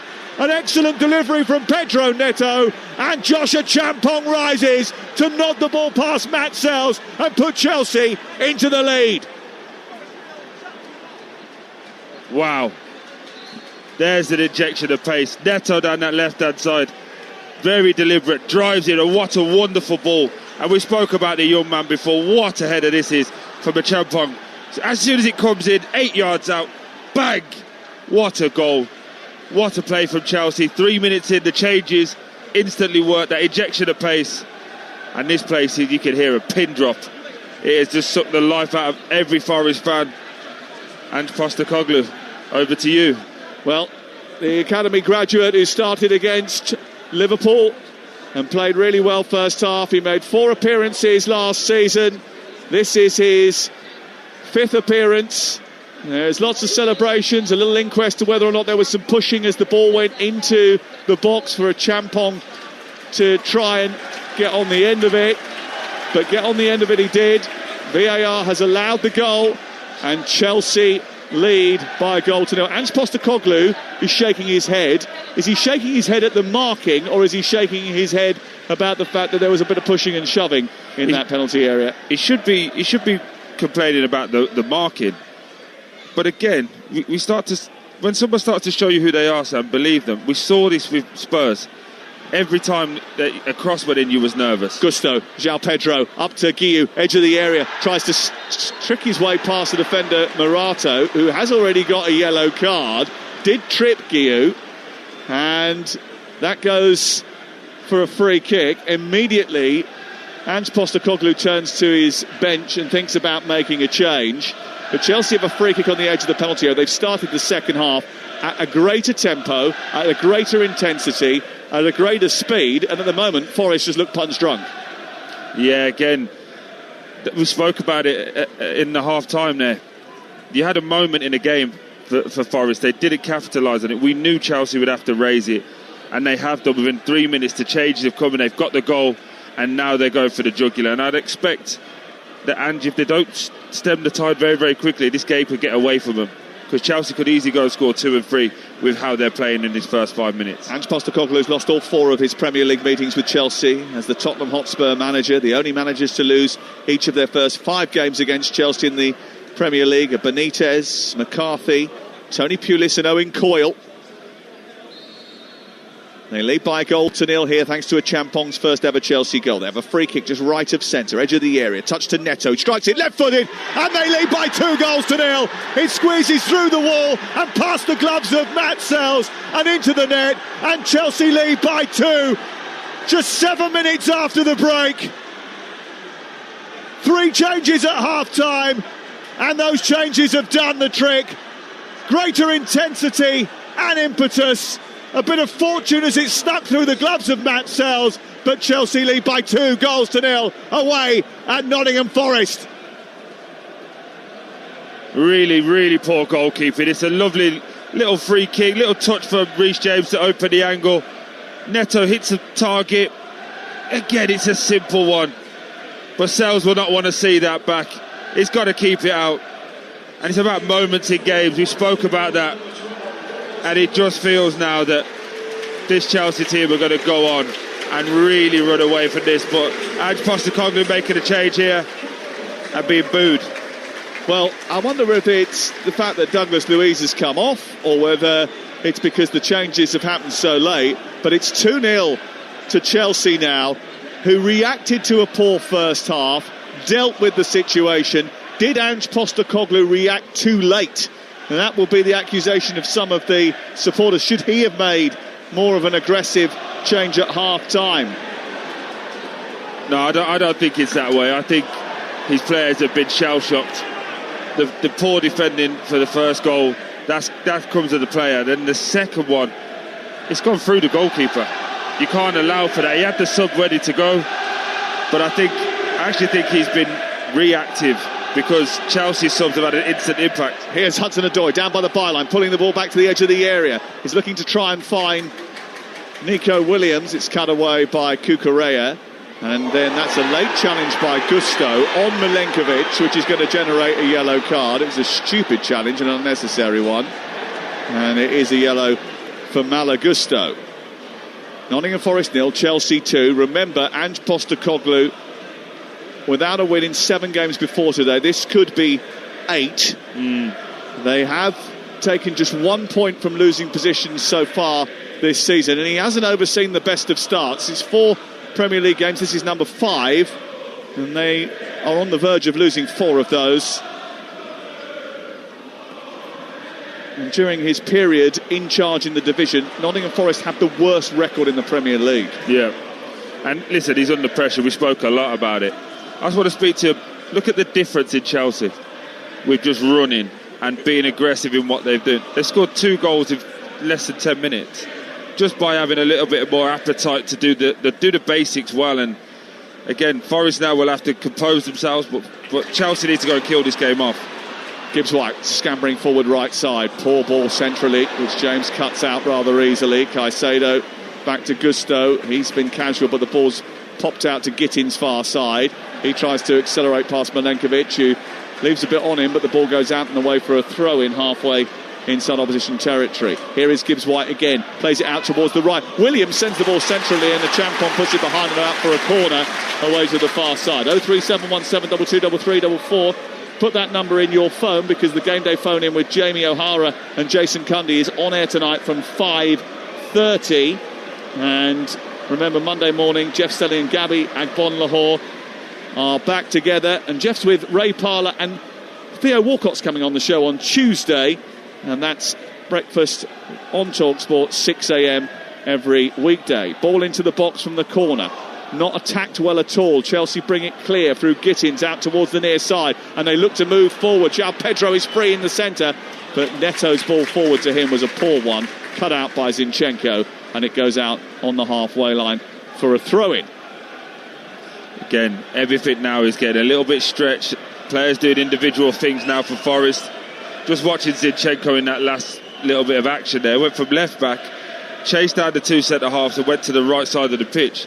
Chelsea just have a little bit of composure now, move the ball with some intensity, I think they're going to absolutely run away with this second half, and I think that could be the end of Ange Postecoglou. I want to call it a little bit early, Sam. It's only 10 minutes into the second half, but Chelsea have started so brightly that if they continue this pace, Nottingham Forest look as if they're going to struggle to be able to deal with them. They've offered very little in attack, apart from that chance on the turnover in the first half and one other. Chelsea lead by 2-0, and they're going to have to buck a trend of trying to score 2 goals in a game from a losing position if they're going to get anything out of it. Guiu is chasing, outmuscles the defender, pops the ball round the goalkeeper rather clumsily, but the whistle's already gone for the foul on Morato. He's then kicked the ball away and fallen down the camber. I think he was helped down there by Murillo. Just give him a little push. Just interestingly now, just since Caicedo's come onto the pitch, there's more control, isn't there? There's more calm. He's just taking the ball and making sure that Chelsea have a platform to build off. Would you argue that right now he's the best midfielder in the Premier League? He'd be up there. It'd be hard to argue against. I think you have to give the Ballon d'Or winner a little bit of credit because obviously he's injured, but I think it'd be him or Declan Rice for me as the top two. He's playing well at the moment. He's playing excellently well, yeah, and obviously he's chipped in with a few more goals, big goals in these moments. But I think when you have somebody like Caicedo who does the basics and the ugly things really, really well, it gives you a platform. And the moment he's not on the pitch, which we saw in the first half, and I think you alluded to it, the last time he didn't play was against Wolves in 23, was it? And they lost 2-1. Yep. When he's not on the pitch, you can see it. Oh, João Pedro stolen the ball, edge of the penalty area. He gets into the box, onto his right foot, drags it in at the near post, but it's wide of the goal. He hits the outside of the upright and goes behind. But another little bit of sloppiness, and Chelsea were onto it in a moment. And João Pedro had the chance to try and steer Chelsea into a 3-goal lead. I wonder whether or not if he was better served just squaring that to the edge of the box where there were one or two waiting for the pass. But it remains Nottingham Forest 0, Chelsea 2 on Talksport with Sky Sports. And don't forget, with Now, you can stream all the Sky Sports action flexibly, like Fulham against Arsenal later today, live. Search Now Sports. Yeah, I think you're right there with the João Pedro chance. Again, turning over the ball sloppily from Nottingham Forest. I think he just has to lend it to the edge of the box. I think, no, as a striker, you look up, you see Gusto, a right back who hasn't scored. You think, I'll get my shot off myself, and maybe that played a part in it, but he definitely should have set somebody on the edge of the box. Matt Sells clears, still thinking maybe about that error, and we talked in the build-up to the game about how he had made more errors this season than last campaign when he was almost at times unbeatable. But when you are fragile, when confidence isn't high amongst the group, you sometimes do find yourself in that situation. Ball over the top for Jesus to chase. He doesn't reach it this time, and it goes through to Sanchez away to our left-hand side. The great Stuart Pearce, the last Forest manager to oversee a victory over Chelsea here back in 1997. He opened the scoring that day as well. He was in a caretaker spell as player manager. The last time these two met on the final day of last season, Chelsea won 1-0 here at the City Ground to confirm their place in the Champions League. They're coming forward now at pace with Pedro Neto down the right side of the area into Guiu, can't take it in. Heavy touch by him, gives the ball away, and then as it is sent forward by Forest, Reece James commits a foul, and it's a free kick on the edge of the centre circle. Gibbs White wants to get things moving quickly, and it was pulled up by the referee, who decided against allowing him to do that. So we'll have a free kick deep inside the Nottingham Forest half. This is Talksport. Remember, from 2:30 we're going round the grounds with Adrian Durham, and Manchester City against Everton will be one of the games that we're keeping an eye on. Adam Bridge is watching for us, and he has the team news. Yeah, well, we already knew City would be without Rodri. Nico Gullis starts instead. That's one of 3 changes. Doku's in for Bob, Ake in for Gvardiol, Marmoush and Cherki are back on the bench. Everton have no Jack Grealish today, of course, against his parent club, and after being subbed off at half-time against Palace, there's no Dibbling and Barry in the starting 11. Beto, Alcaraz and Dewsbury Hall returns as David Moyes also makes 3 changes. Anderson gets a return ball from Hudson-Odoi, goes around the back, pulls it into the penalty area. Williams is arriving, but so was Jamie Giddings, getting back to help out his defence. And when you think about the way Garnacho played in the first half, the fact that it's Gittins getting back in there to prevent a certain shot on target probably adds another feather to his cap. Yeah, absolutely. Again, just have that little bit more quality in the final. Zinchenko towards the back post. Williams hits it over the top of the crossbar from 7 yards out. It's a terrific cross from the left-hand side. Ange Postecoglou has his head in his hand. He can't quite believe that Williams has steered that over the top of the crossbar. Hudson-Odoi to Zinchenko, tight to the touchline, a left-footed curler to the back post, and Williams got his foot on it, but was leaning back and sent it right over the top. Got to score. Great ball from Zinchenko down this left-hand side. 7 yards out. Just got to be in a position to go, just get over the ball and just put it into the far corner. Gets high, wide and ugly. Massive chance, and now Chelsea on the counter-attack. And here's Malagusto moving it forward. Guiu down the side, slipping it, tries to get it under the goalkeeper. It was blocked and cleared away. I just wonder whether or not there might be further problems for Nottingham Forest. Evangelos Marinakis has just left his seat and gone down the stairs. Might just be a toilet break. Hopefully it is, but it's he didn't look in any rush to get back, let's put it that way. 62 minutes on the clock. Nottingham Forest 0, Chelsea 2. 2 goals in quick succession straight after half-time have put Chelsea in a commanding position and piled the pressure on Postecoglou. Let's go off to the Amex Stadium. Newcastle the visitors to Brighton today. Talksport's Ollie Klink is there. One change for Brighton from their draw with Wolves. Jorginho Ruter comes in for Brahan Gruder, who misses out altogether. Meanwhile, Newcastle are unchanged from their win over Forest, but the returning Jacob Ramsey is fit enough to make the bench. Ian Abrahams is watching Palace Bournemouth. Palace are unchanged after their defeat at Everton last time out. 3 changes for Bournemouth: Jimenez for Hill, Clivert for Brooks, and Evan Nielsen's out injured. Junior Krupe makes his first start. Here is a Champong, the scorer of Chelsea's first goal, moving the ball up over the halfway line and into his captain, Reece James. Sangare wins it back after a bit of dawdling from James, but Caicedo is there to intercept and put Chelsea back on the front foot. Into João Pedro, back to Cucurella. Caicedo can't get hold of it this time, and it's given away, and Anderson has released Hudson-Odoi, the former Chelsea academy boy. He plays it down the left to Igor Jesus, gets into the penalty area, then tries to tee it back up to the edge of the box for Hudson-Odoi. Anderson and he just exchange passes, but Chelsea have got men back now and just shut down any attempt at getting forward. But Hudson-Odoi's gone down the left-hand side, and Chelsea just switched off slightly. He set the ball back to the edge of the area. Milinkovic is not the man you want to pull the trigger from that sort of range, so he goes down the right-hand side, and then Williams tries to win a corner and successfully does that over on the far side. Let's get team news from the Stadium of Light and the Velvet voice, Graham Courtney. Quiet. Regis Fabrice, couple of changes for Sunderland from the 2-0 defeat of Man United. Mazuaku and Dringa, they are out. Ballard and Rigg come in. As for Wolves, a couple of changes for them as well. It's Chichua and Hee Chan drop out. Doherty and Gomez come in. Important match for both sides. Sunderland Wolves, Stadium of Light. Header by Milinkovic from the corner. Comes back towards Hudson-Odoi, who twists and turns, and then Sangare elevates the ball over the bar on the turn. And it's out for another corner kick. Yeah, lovely ball in from Elliot Anderson, and Milinkovic, good header down there. Good save from Sanchez. I think he's got to push it a bit further wide. It comes back out to Sangare, gets another shot up, and Sanchez is there just to tip it over. But this is good for Forest. This is maybe a way back in. From a set piece, possibly, away to our left-hand side.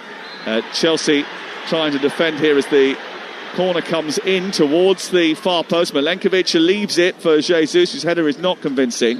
It's picked up by Gusto. There was a bit of pushing going on, and the referee has given a free kick to Chelsea away to our left-hand side. It might have been that the ball went out and came back in again there, actually.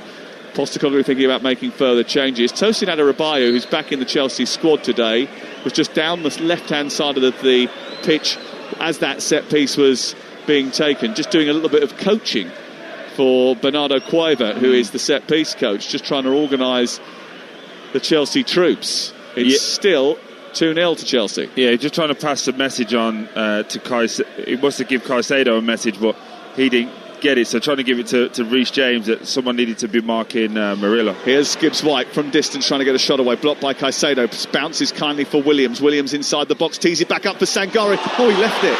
Who for?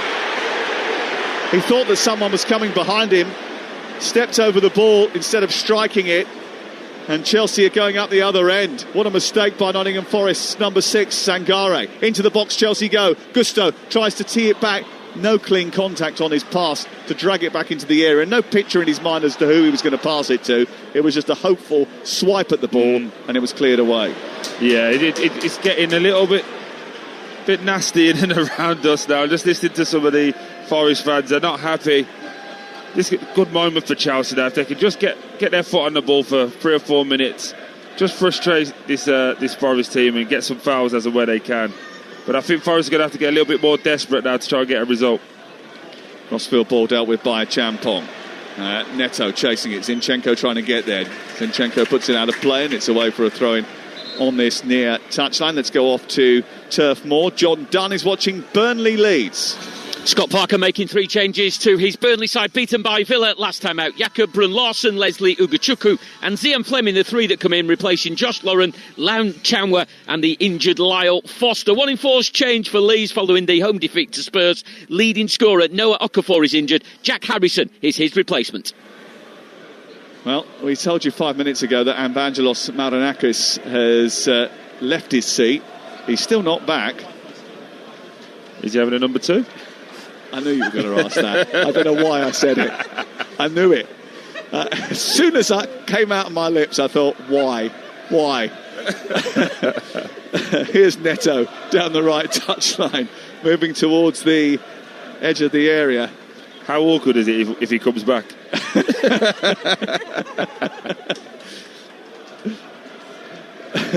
Well, it might be awkward if he doesn't come back for Ange Postecoglou. 68 minutes on the clock. Here is João Pedro for Chelsea, leading by 2-0. Just shrugging away Sangare, guiding it back through to a Champong. Now it's back onto the near touchline, and Gusto into a Champong again. And Caicedo, little turn. Fires it into James. Chelsea keeping possession well. At the moment, Forest can't get close to them, and they look a little bit jaded now, Nottingham Forest, as Neto springs down the right-hand side, takes on Zinchenko, back to Gusto. Gusto, edge of the area, tries to travel in on his left foot, then strikes the ball and hits the defender and pops back out to Neto. He, in turn, tries to look for a crossing opportunity, tries to take on Zinchenko, does manage to get the ball in towards Guiu, whose header glances the ball well wide of goal, but it was a good attempt at getting across him from Pedro Neto. Did brilliantly. I think as well, a really good play from Neto. Just watching the replay, I think because he twists and turns so much that the Guiu doesn't know it's coming in, and he kind of catches the striker by surprise, but probably should be hitting the target from that with a firmer head. Kind of glances his head instead of getting the header off. Currently Nottingham Forest 0, Chelsea 2. And for the latest odds, you can head to Betfair, the official betting partner of Talksport's Premier League coverage. But right now you can get Forest 80-1 to win the game. The draw 14-1. Chelsea are 33-1 on to win the match. That's all thanks to Betfair. Playing a different league this season with Safe Sub from Betfair. 18+, begambleaware.org. Here's a Champong. Pressure was already ramped up on Ange Postecoglou before today. Certainly it's going to be fever pitch at the end of this match, and I think the 2 goals definitely avoidable from a Forest point of view. The marking from the set, the cross which was sent in by Pedro Neto, the wall allowing the ball to travel through it. But here is Gibbs-White trying to do something about the deficit, can't get hold of the ball that's played through to him. Sanchez mops up on the edge of his area.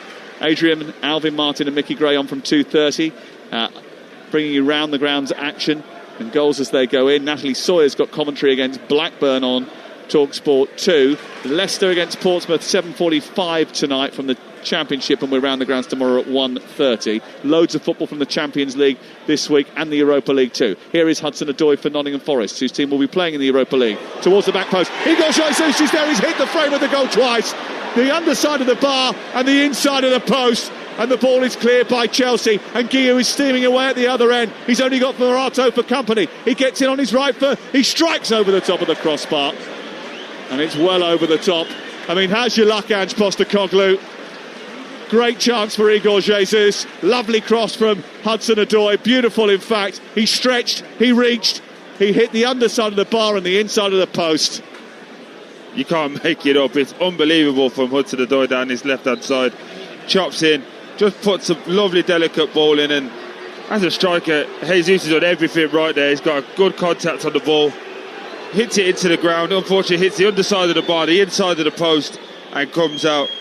And Postecoglou now making a few more changes down in front of us, but he must feel like he just wants the world to cave in in and around him, because everything he's doing properly just doesn't seem to be working. Delay in play while Guillou gets attention for the... I think he got a whack in the face when he put that header wide of goal from the Pedro Neto Rabona cross, and the Chelsea medical staff in attendance as a result of that. Lincoln lead Stevenage by 1-0. Stevenage started the day top of the table in League Two.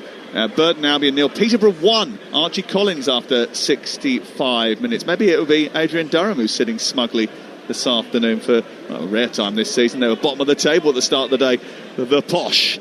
But they lead by 1-0 away from home. And Chelsea just getting a bit of instruction from Willie Caballero. All the players come over for a drink down in front of us. And still Guillou getting a little bit of attention, but Nottingham Forest have got to try and find a way back into the game. They're going to do that by making some substitutions. Chris Wood about to come on, and also looks as if they're going to make a change at fullback, because Savona is about to enter the fray as well. So 2 more changes for Ange Postecoglou and his team. But they are in a moment of transition, a process of change. You can understand the fans' frustration at the lack of a smoothness of that transition. This time last year, Forest were 10th with 10 points from their opening 7 games and on the march to Europe. The idea was that this season they would build on that. They haven't built on that. They've gone backwards. But they've gone backwards in an attempt to try and go forwards, but it just hasn't worked so far, has it? No, again, we all want change instantly, but it feels like it's been too much change at one go. Here come Williams down the right-hand side, a low ball into the box, which is cleared away by Caicedo. Drops inside the area, and Cucurella will clear it to halfway. João Pedro just trying to help it across the pitch with his shoulder. It goes out of play and out for a throw-in over on the far side. 73. Here comes the changes. Savona and Wood coming on. Interesting to see who they bring off here. Will it be Zinchenko, will it? Yeah, Zinchenko off and Wood on. And Hudson-Odoi coming off, is he? No, Murillo coming off for Savona.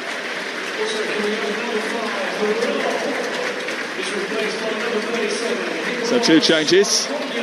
Murillo's only just come back from a little bit of an injury, so not too much of a surprise that he doesn't make the full 90. Zinchenko coming off, though, means a change in approach. They'll go to a back 4 now, Troy, with 2 up top, which is a sign that they need to try and find a way back into this game. Here's Igor Jesus. Back to Anderson. Anderson sending it out to the left-hand side. Taken on by Hudson-Odoi. Hudson-Odoi goes infield. Tries to poke it through to Anderson. Succeeds in doing that. Deeper to Sangare. Forward to Gibbs-White. Inside the area right side. Tries to thrash it through the box. It's blocked by Cucurella. Goes out for a throwing down with a corner flag. Let's get team news from our Talksport 2 commentary at 3 o'clock this afternoon. Commentary sitting action against Blackburn. Hold on a second. We've got to throw in over by the corner flag. We'll do that first. Ball thrown in by Savona, flicked on by Jesus, goes behind, goal kick, Ian Danta. Coventry City bidding to go back to the top of the Championship, make just 1 change, and it's expected as the fit again Victor Torp comes back into midfield for Jamie Allen. 3 changes for Blackburn, and a big blow there. Top scorer Todd Cantwell absent today. Ohashi, Hendrickson and Wharton all recalled by Valerian Ismail. Live on Talksport 2 from 3 o'clock, it's Coventry City against Blackburn Rovers. Well, he was charismatic in his pre-match press conference. He looked as if he was smiling in a couple of his television interviews before the game, but he's not smiling now, Postecoglou. And neither is anybody inside the City ground that isn't wearing blue, because the Chelsea fans are taunting the Forest fans away to our right-hand side. But if you look at all of the faces of the home supporters, they look pretty glum at the moment. This is going to be 10 games in all competitions without a win. And no win since the first day of the season as well. It just just doesn't feel right, does it, the place? The lack of accountability all the way around. I think Marinakis not being here as well, just not he's thrown his manager under the bus, but he's not walking out, really, yeah. Troy. He's walked out of the game. Yeah, but again, he's not fronted up. It's his decision.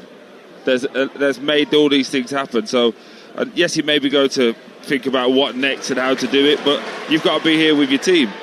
Hudson-Odoi, little back heel into Anderson, inside the penalty area, squares the ball, comes back to the edge of the box. Sangare sends it over the top of the crossbar. Well, there's been signs that they've created chances. There's been moments when they have created chances, but it just hasn't worked for them. I mean, when you look back at the tape of the game, you'll think that probably Nottingham Forest are unlucky not to be in a better position in the match. Yeah, absolutely. But again, for me, great play from Hudson-Odoi down this right-hand side, back heel. Elliot Anderson's got to go and get his shot off. We're trying to score the perfect goal. They're not in that moment. I think they're just going to book Sanchez here as well now. Actually, no, he's Chris Kavanagh. He's not filling himself with glory. Sanchez has took at least 20 seconds to get this in, and he's just been warned. But Forest need to be careful because they're just about to bring the Brazilian superstar on now to stretch the game a little bit more. Esteval about to come on for Chelsea in place of Pedro Neto. Ball goes up to Guiu, comes back towards the right-hand side. Savona takes it on for Nottingham Forest. He goes down the right side of the box, blocked by Gittins. It's out of play and away for a throw-in. How much more work has Gittins done than Garnacho? That's what I said to you earlier when he stopped the chance coming inside the box. He got back, helped out his defence. You know, I don't think he's got the magic that Garnacho has got. No. But industry sometimes can get you further in teams because managers trust you more. Off comes Neto, on comes Esteval. And Chelsea had another attacking talent to their lineup. The teenager who scored twice actually when he played against South Korea. Didn't have a great time against Japan, Brazil in the international break. They were 2-0 up and lost 3-2, but had a good game against South Korea. He played in that. He's going to be a superstar, this fella. He's got a little note as well for Reece James that he's just passed on. James is watching that as the play unfolds over on the far side. He's got to concentrate now because Chris Wood's going towards the ball, headed away by Chalobah. Anderson down the right side of the box. Gibbs White again, it's too heavy for him. He's a willing runner, Gibbs White. But he goes, runs out of room and it goes out for a goal kick. Tosin Adebayo about to come on for Chelsea as another change takes place. I hear they're talking about allowing 6 substitutes in matches. It's already incredibly disruptive. Caicedo's now got the note and he's now talking to Cucurella. What language is the note written in? That's the question. No, I think when Tosin comes on, it's going to be a formation change. That's what they're trying to get the setup ready for that. Probably actually won't be much more than a few X's and O's of where people need to be. Here is João Pedro over on the far side, being chased by Savona. Does well, nabs the ball and sends it back to Milenkovic, who outwits Guiu, who went in for a slide challenge to attempt to block any attempted clearance. But it's Nottingham Forest who have the ball deep inside their own half with 12 to play. On Talksport, Igor Jesus coming forward now. Chelsea getting men behind the ball. Goes out towards Savona. I mean, is there an argument that Chelsea should be adding an extra defender and shutting down the game here as the ball goes into the box towards Chris Wood, juggled with by Reece James? Or is it a little bit of a regressive move from Enzo Maresca not to go and kill the match? No, I think when you look at the chance that Igor Jesus had, balls coming in the box, Forest have added Hudson-Odoi on, have added width. They're going to get more crosses in and put big Chris Wood up. Probably just have another big body in there to just make sure from set pieces everything's okay. Be interested to see who they take off, because I think Reece James obviously didn't travel due to fitness concerns with England. Yeah. You look at Pedro, didn't travel with injury concerns for Brazil, and you've got Gusto, who is actually a right back playing in midfield. So be interested to see who comes off now. Sangare's just got a yellow card for a late challenge on Moises Caicedo. The note has been discarded with. It's on the floor. Reece James has been told off by the referee to go and pick his litter up. And now they're making a change here. A Champong is coming off and Tosin is coming on. Achampong getting his first Chelsea goal today, a big moment for him, and the goal that set Chelsea what looks like at the moment on the path to victory. Reece James has now picked up his litter, having been instructed to do so by the referee. He's now going to give it to Robert Sanchez, is he? Who's going to deal with it? No, he's going to put it down his sock. What happened to talking? What happened to one person getting it and then telling everybody else what's going on? I love the fact that the referee made him pick it up off the floor and put it down his sock. Wasn't allowed to drop litter. Good example.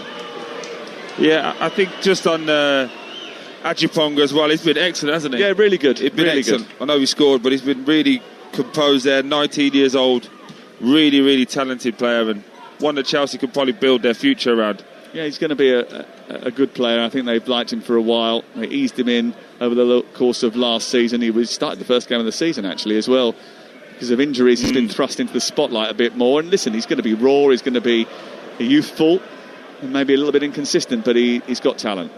Yeah, so is this boy, Moises Caicedo, on to Reece James, who floats the ball forward. Not the best of balls, it goes straight out of play and out for a throw on this near side. But the inquest after this game is not going to be about Chelsea and their young talents. It's going to be about Ange Postecoglou. What have you seen in the game that sort of alarmed you? Do you know, weirdly, just how poorly they started. Oh, Westerval has chased down Anderson, and now he's got hold of the ball and he's running at the Forest defence. He's gone past two players, he's got into the box, he's shot. Sangare has blocked that. One by Gittins now far side, and Chelsea on the front foot again. Gusto, Caicedo, and then back to Tosin. You were saying?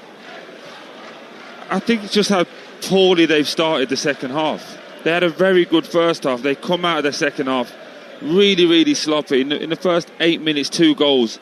And it's more, that's a mental thing. That's a mental engagement thing. How do you come out and not defend when there's a 6'4" centre back in the middle of the 6-yard box? How do you not go and man mark that? And then also the free kick. Go straight through your keeper, the most reliable person you had in your team last year. Lets in one that we could probably have that shot 100 more times. He doesn't let it in again. So, again, mental engagement. But I think for them now, it just feels like they're going through the motions, doesn't it? It doesn't feel like they feel that they can win this game. No. Here is Cucurella down the left-hand side for Chelsea, looking to try and steer a ball into Guiu. Comes back out to Reece James, edge of the area. He bounds forward. Guiu tries to get away from Morato. Cucurella snaps in and wins a tackle. Esteval, edge of the area. Right-footed shot, takes a deflection, goes into the side netting. But again, that was a ball that really Nottingham Forest should have cleared, not once, not twice, but probably 3 times. But Chelsea just kept winning it on the edge of the box, kept causing them problems, had just a little bit more intensity and strength about them. Mm-hmm. Yeah, he didn't say that much in the first half, did you? It was all Nottingham Forest, but the changes for Chelsea have all been positive, and that half-time team talk has really turned it around for them. Esteval to take the corner kick from the near side, left-footed, right under the goalkeeper, who gets hold of it. Reece James smashes it home. Chelsea lead 3-0. Nottingham Forest are beaten, and Postecoglou is in a world of pain. Ange Postecoglou says, with him the story always ends the same. Well, this certainly has a familiar feeling for Forest fans. They're losing again, and Chelsea have scored from another corner. This time Reece James is the one who pops it home. A brilliant delivery from Esteval, and when it came out from the goalkeeper, James was there to volley it home, and it's Nottingham Forest 0, Chelsea 3. And a mass exodus is ensued in and around us. Everyone is leaving. Really, really poor again. It's a simple set piece, just into the near post. Poorly punched away from the keeper, just drops to Reece James, 8 yards out, and he just gets his foot right through it. No chance for the keeper, but he should do better with the first part. Big boy, look at that. Drops there, goes straight through Morata's legs there by the looks of it. It's a good contact, and Reece James has scored. A job done for Chelsea, 3-0. Nottingham Forest 0, Chelsea 3. And in the context of this embryonic Premier League season, it is a statement from Chelsea that they may well be up there amongst the challengers for the Champions League places, where they expect to be. And I know that me and Troy had a discussion about it yesterday on the programme, where we talked on Friday morning show about what should be Chelsea's ambition. But for Nottingham Forest, it's a whole different world. They could be finding themselves in the relegation before the end of the day. And Ange Postecoglou has seen his owner walk out of the game and his team fold in the second half. Do you not think as well, though, you know, we spoke about the performance. The first half performance keeps Ange in a job, in my opinion. They were good. Not great, they were good. Second half, this is what the Forest fans are now going to leave with. They're not going to remember the first one. But for me, set pieces again. He had this problem at Spurs. That's something that he hasn't changed. And I'm just getting our football editor to try and find it for me. But if we can find the actual stats, I believe that might be the most amount of goals that they concede is from set pieces. And it's something that they haven't changed again. There's a vicious challenge on this near touchline by Malagusto, who's going to get a yellow card. No, he's off. He's already got a yellow. He's already got a yellow, so he's getting a red. And Chelsea, once again, have a sending off in a game. And it's complete ill discipline, this, from Malagusto. I don't think he realised he had a yellow. No, he carried on walking back to the middle. And he's walked off now because if you count the fact that the manager got sent off in the last game, that's 5 red cards this season. He's sitting up in the director's box watching because he got a 2 yellow cards in the last game and then a red. And now Malagusto's got 2 yellow cards and a red today. And Chelsea are down to 10 players and into the last few minutes of the match. I mean, listen, that's 4 red cards to players already this season for Chelsea. That is pretty embarrassing. Here's Hudson-Odoi down the left towards the near post. Gets a crossing, steered away by Chalobah. You're listening to Nottingham Forest 0, Chelsea 3 on Talksport with Enterprise Rent-A-Car. Here for it. Book now at enterprise.co.uk. But just on that though, Sam, it's 30 yards out in the opposition's half. There's nothing happening.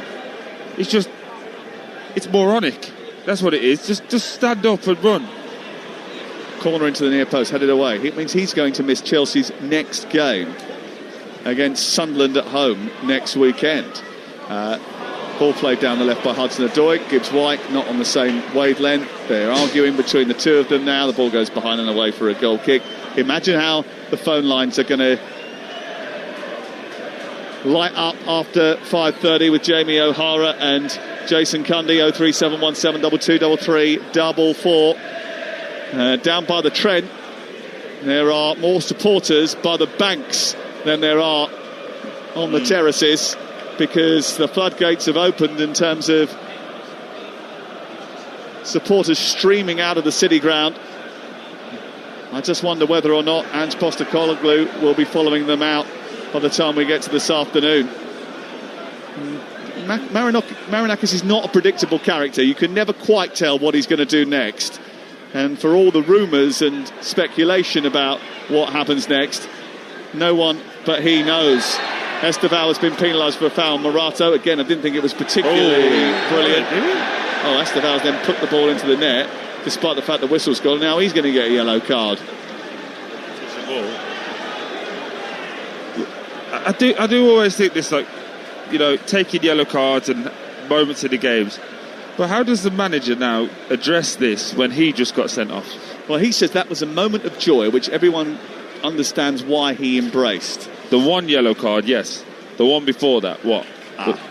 Yeah, see, that might take a little bit of explaining, because that was for mouthing off about a decision that went against him. And what's happening now is a level of ill discipline just creeping through the whole team. Absolutely. I mean, it's a major issue as Sangare picks the ball up on the edge of the penalty area for Nottingham Forest, and it is something that Chelsea have got to be really careful, because they've got no João Pedro in midweek because he's suspended for the Champions League game against Ajax, which is going to be part of our coverage of the Champions League this week. Here is Hudson-Odoi running into Reece James. Esteval comes across and nicks it, and then it's picked up by Williams. We're into the final minute of the game. Hudson-Odoi deep to the far post.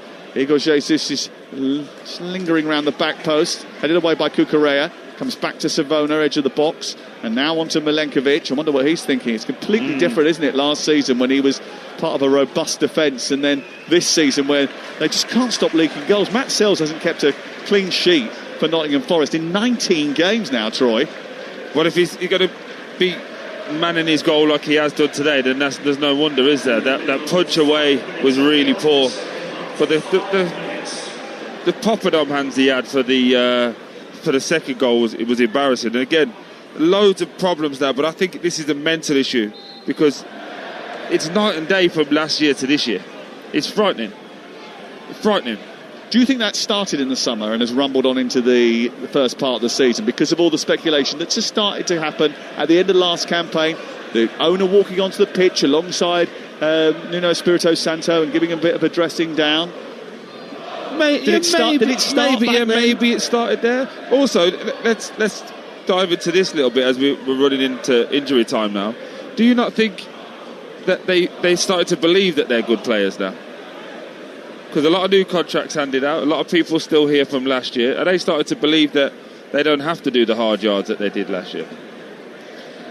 Well, certainly didn't feel like that in the first half, where it wasn't perfect, but they certainly looked as if they were up for trying to affect the game, and they arguably should have been in front in the match before we got to the break. But in the second half, they've melted so quickly after the concession of those 2 goals, and 2 goals which they will be incredibly disappointed with. Goal kick away to our left-hand side. It's going to be 5 visits unbeaten to the City Ground for Chelsea. And look, talk of potential replacements for Postecoglou already studied well before today. Sean Dyche, the ex-Everton boss, alleged to be in the frame, but the Australian remains in the hot seat for now. How long he remains in that hot seat does remain to be seen.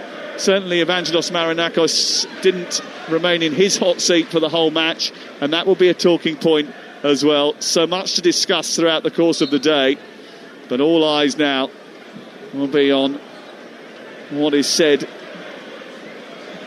in the boardroom after the match.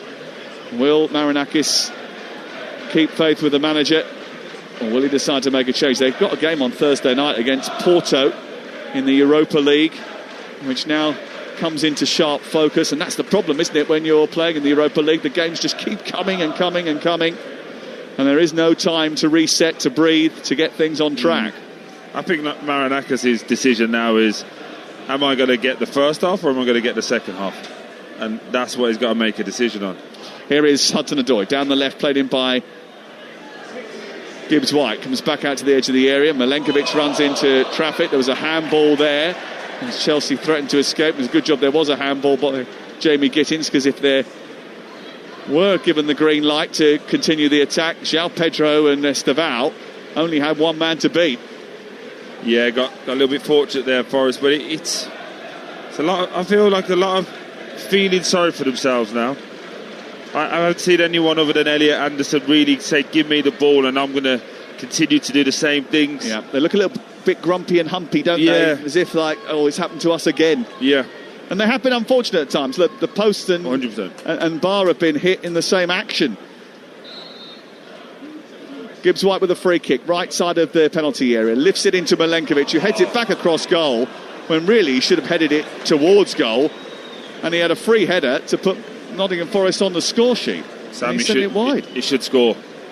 I think he's offside anyway in the build-up, but look at that. That's 6 yards out in the middle of the goal, and he's trying to head it back to somebody. Just that passing of the accountability. Instead of being the one that goes, right, I'm going to be the one who scores. What does that tell you? Fear, nervousness, not being in a position to want to do it. Another yellow card there, Sam. Yeah, Sanchez has picked one up for delaying the restart.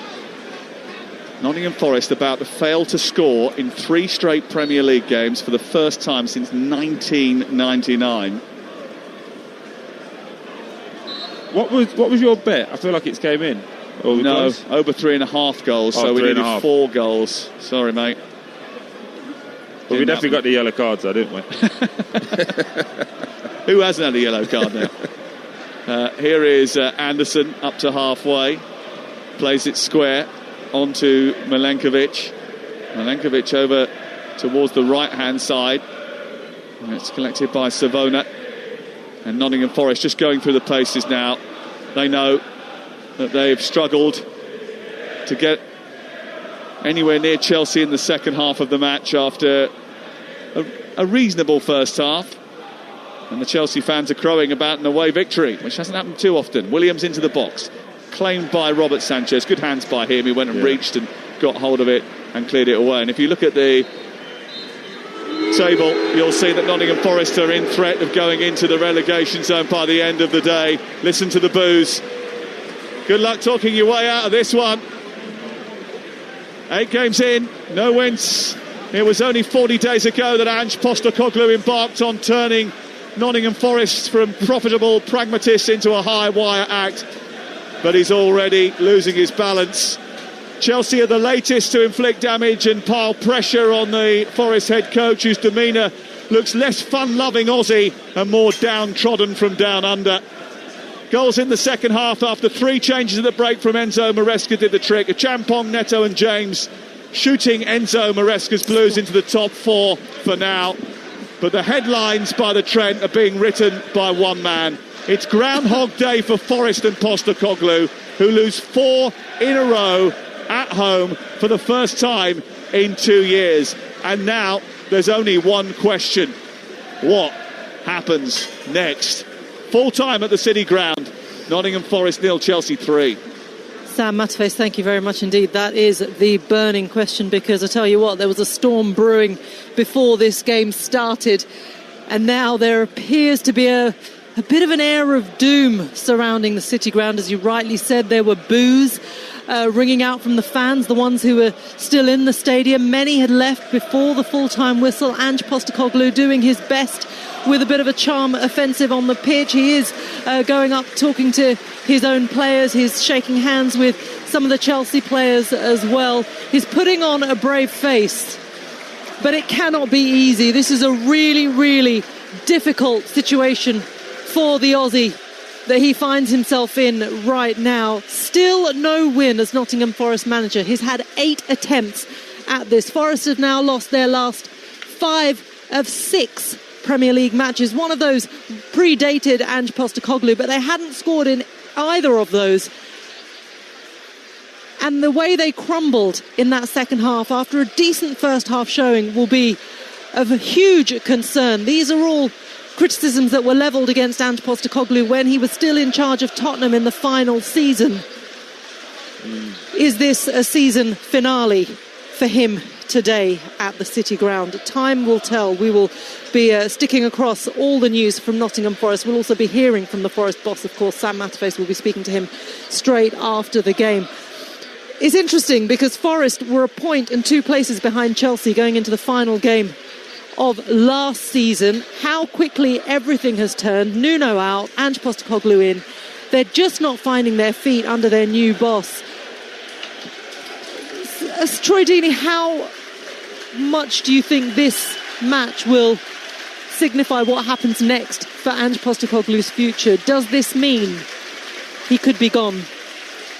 I think the fact that Maranaka's left and left after that second goal went in, I think that's not a good sign. I think there's certainly going to have to be a charm offensive, or at least a deliberate chat about what they're going to do. To be fair, there is this side of the fans in front of us have all stayed and they're clapping their manager and their team off. I think there's a section of these Forest fans that just want to support the team, but there's a large portion of this group that have not given up, but they've lost hope already. And it's on Ange Postecoglou now to not come out and tell us that he wins things in the second year. He has to tell this Forest fan base how they're going to win it and what they're going to do that. And for me, no one wants to see a manager get sacked. No one wants that to happen. But there needs to be some deliberate messages now, because this Chelsea team was so poor and so there to be got in the first half, and they didn't do it. Yeah. They didn't take the chance, didn't take the opportunity. Chelsea added 3 players at half-time, and in 8 minutes, the game was flipped on its head. Now, that could happen just because of how good they are, but you have to remember, Forest were at home. Chelsea was so poor, and it was all Chelsea that second half, and it just felt like moment after moment, it was just going to keep happening. It felt like an air of inevitability, actually, after those 2 goals went in. As I say, as a Spurs fan, this is exactly what I expected last season. Once the goals start coming, you think, oh, God, not another one, not another one, not another one. And that's exactly what happened when Reece James scored the 3rd. Are there any shoots of recovery that you saw within this Nottingham Forest side? I mean, that first half, as you say, was impressive. They had an opportunity. Was that because Chelsea was so poor in that first half, or is it because you saw from this group of players who can't have turned bad overnight, but there was a degree of sort of industriousness amongst that team, wasn't there, in that first half? But do they have enough to survive this storm? If it was last year's team, I'd say yes. I think the telling points for me is that when they went a goal down, it felt like, how many is this going to be? I think every time last season when Forest went a goal down, you always felt like they were going to be in the game. They was always going to give themselves a chance.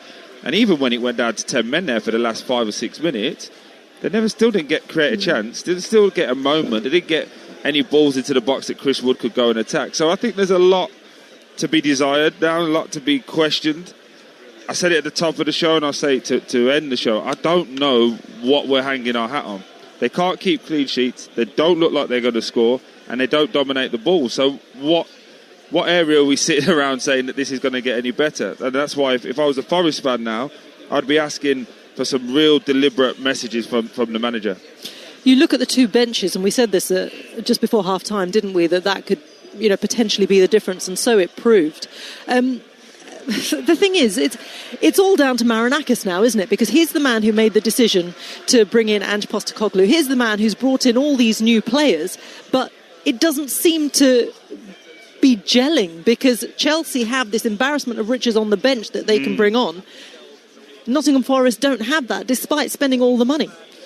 No, but again, there's choices as well, right? So you look at who they've got in the stands. They've got Amari Hutchinson, they spent a lot of money on. McAtee, they spent a lot of money on. About 60 million between the two of them. Not even in the squad. So again, there's not just on him, but Ange has to find his team, has to find what he's going to do. There's a lot of pressure. And again, it's going to be an interesting chat with him and Sam, because he was spiky with Sam last year. Imagine what he's going to be like today. Just 1 or 2 times, and then adding Crookie there as well. And now we're talking. And Chelsea, of course, finishing with 10 men again. That is definitely a point of concern, isn't it, for them? They've just got to tighten up on the discipline. Yeah, and again, like we alluded to, it's difficult when your manager gets sent off. Granted, he got sent off. The second yellow card was for celebrating, but the first one again was he being a little bit petulant, a little bit over the top, and you're seeing it creep into his team. So he's going to have to get hold of that. Again, we should be talking about the difference with Garnacho, the Gusto getting sent off, but all we're going to be talking about now is Forest, and Chelsea can roll on and carry on with their mission, which is to keep developing these players and get better and better week on week. Yeah, it's a game that puts Chelsea into the top 4 for now, at least. And Nottingham Forest, as Sam said, still hovering above that relegation zone in 17th, but they could find themselves in the drop zone by the end of the weekend. Perilous times then for this really discerning Nottingham Forest crowd, a fan base who are so proud of their history, but it's looking very difficult right now because it is Chelsea who won this game. So let's pick our man of the match with Enterprise Rent-A-Car. The Here For It hero on Talksport with Enterprise Rent-A-Car. Whatever it is, we're here for it. Troy, who are you going with for your man of the match? I'm going to go for Pedro Neto. I thought when Chelsea were poor in the first half, he was the energiser. He was the one running around and trying to get the basics done and actually shouting at his team to do a bit more. I think obviously he gets his goal. But we're going to give a special mention to Reece James as well. I thought he had an element of class. But the substitutes changed the game. But I think Neto was the one who was, while it was at a low, he was the one who was driving the standard. So for me, Pedro Neto is man of the match. OK, thanks very much, Troy. That was our Here For It hero, man of the match from today's game with Enterprise Rent-A-Car.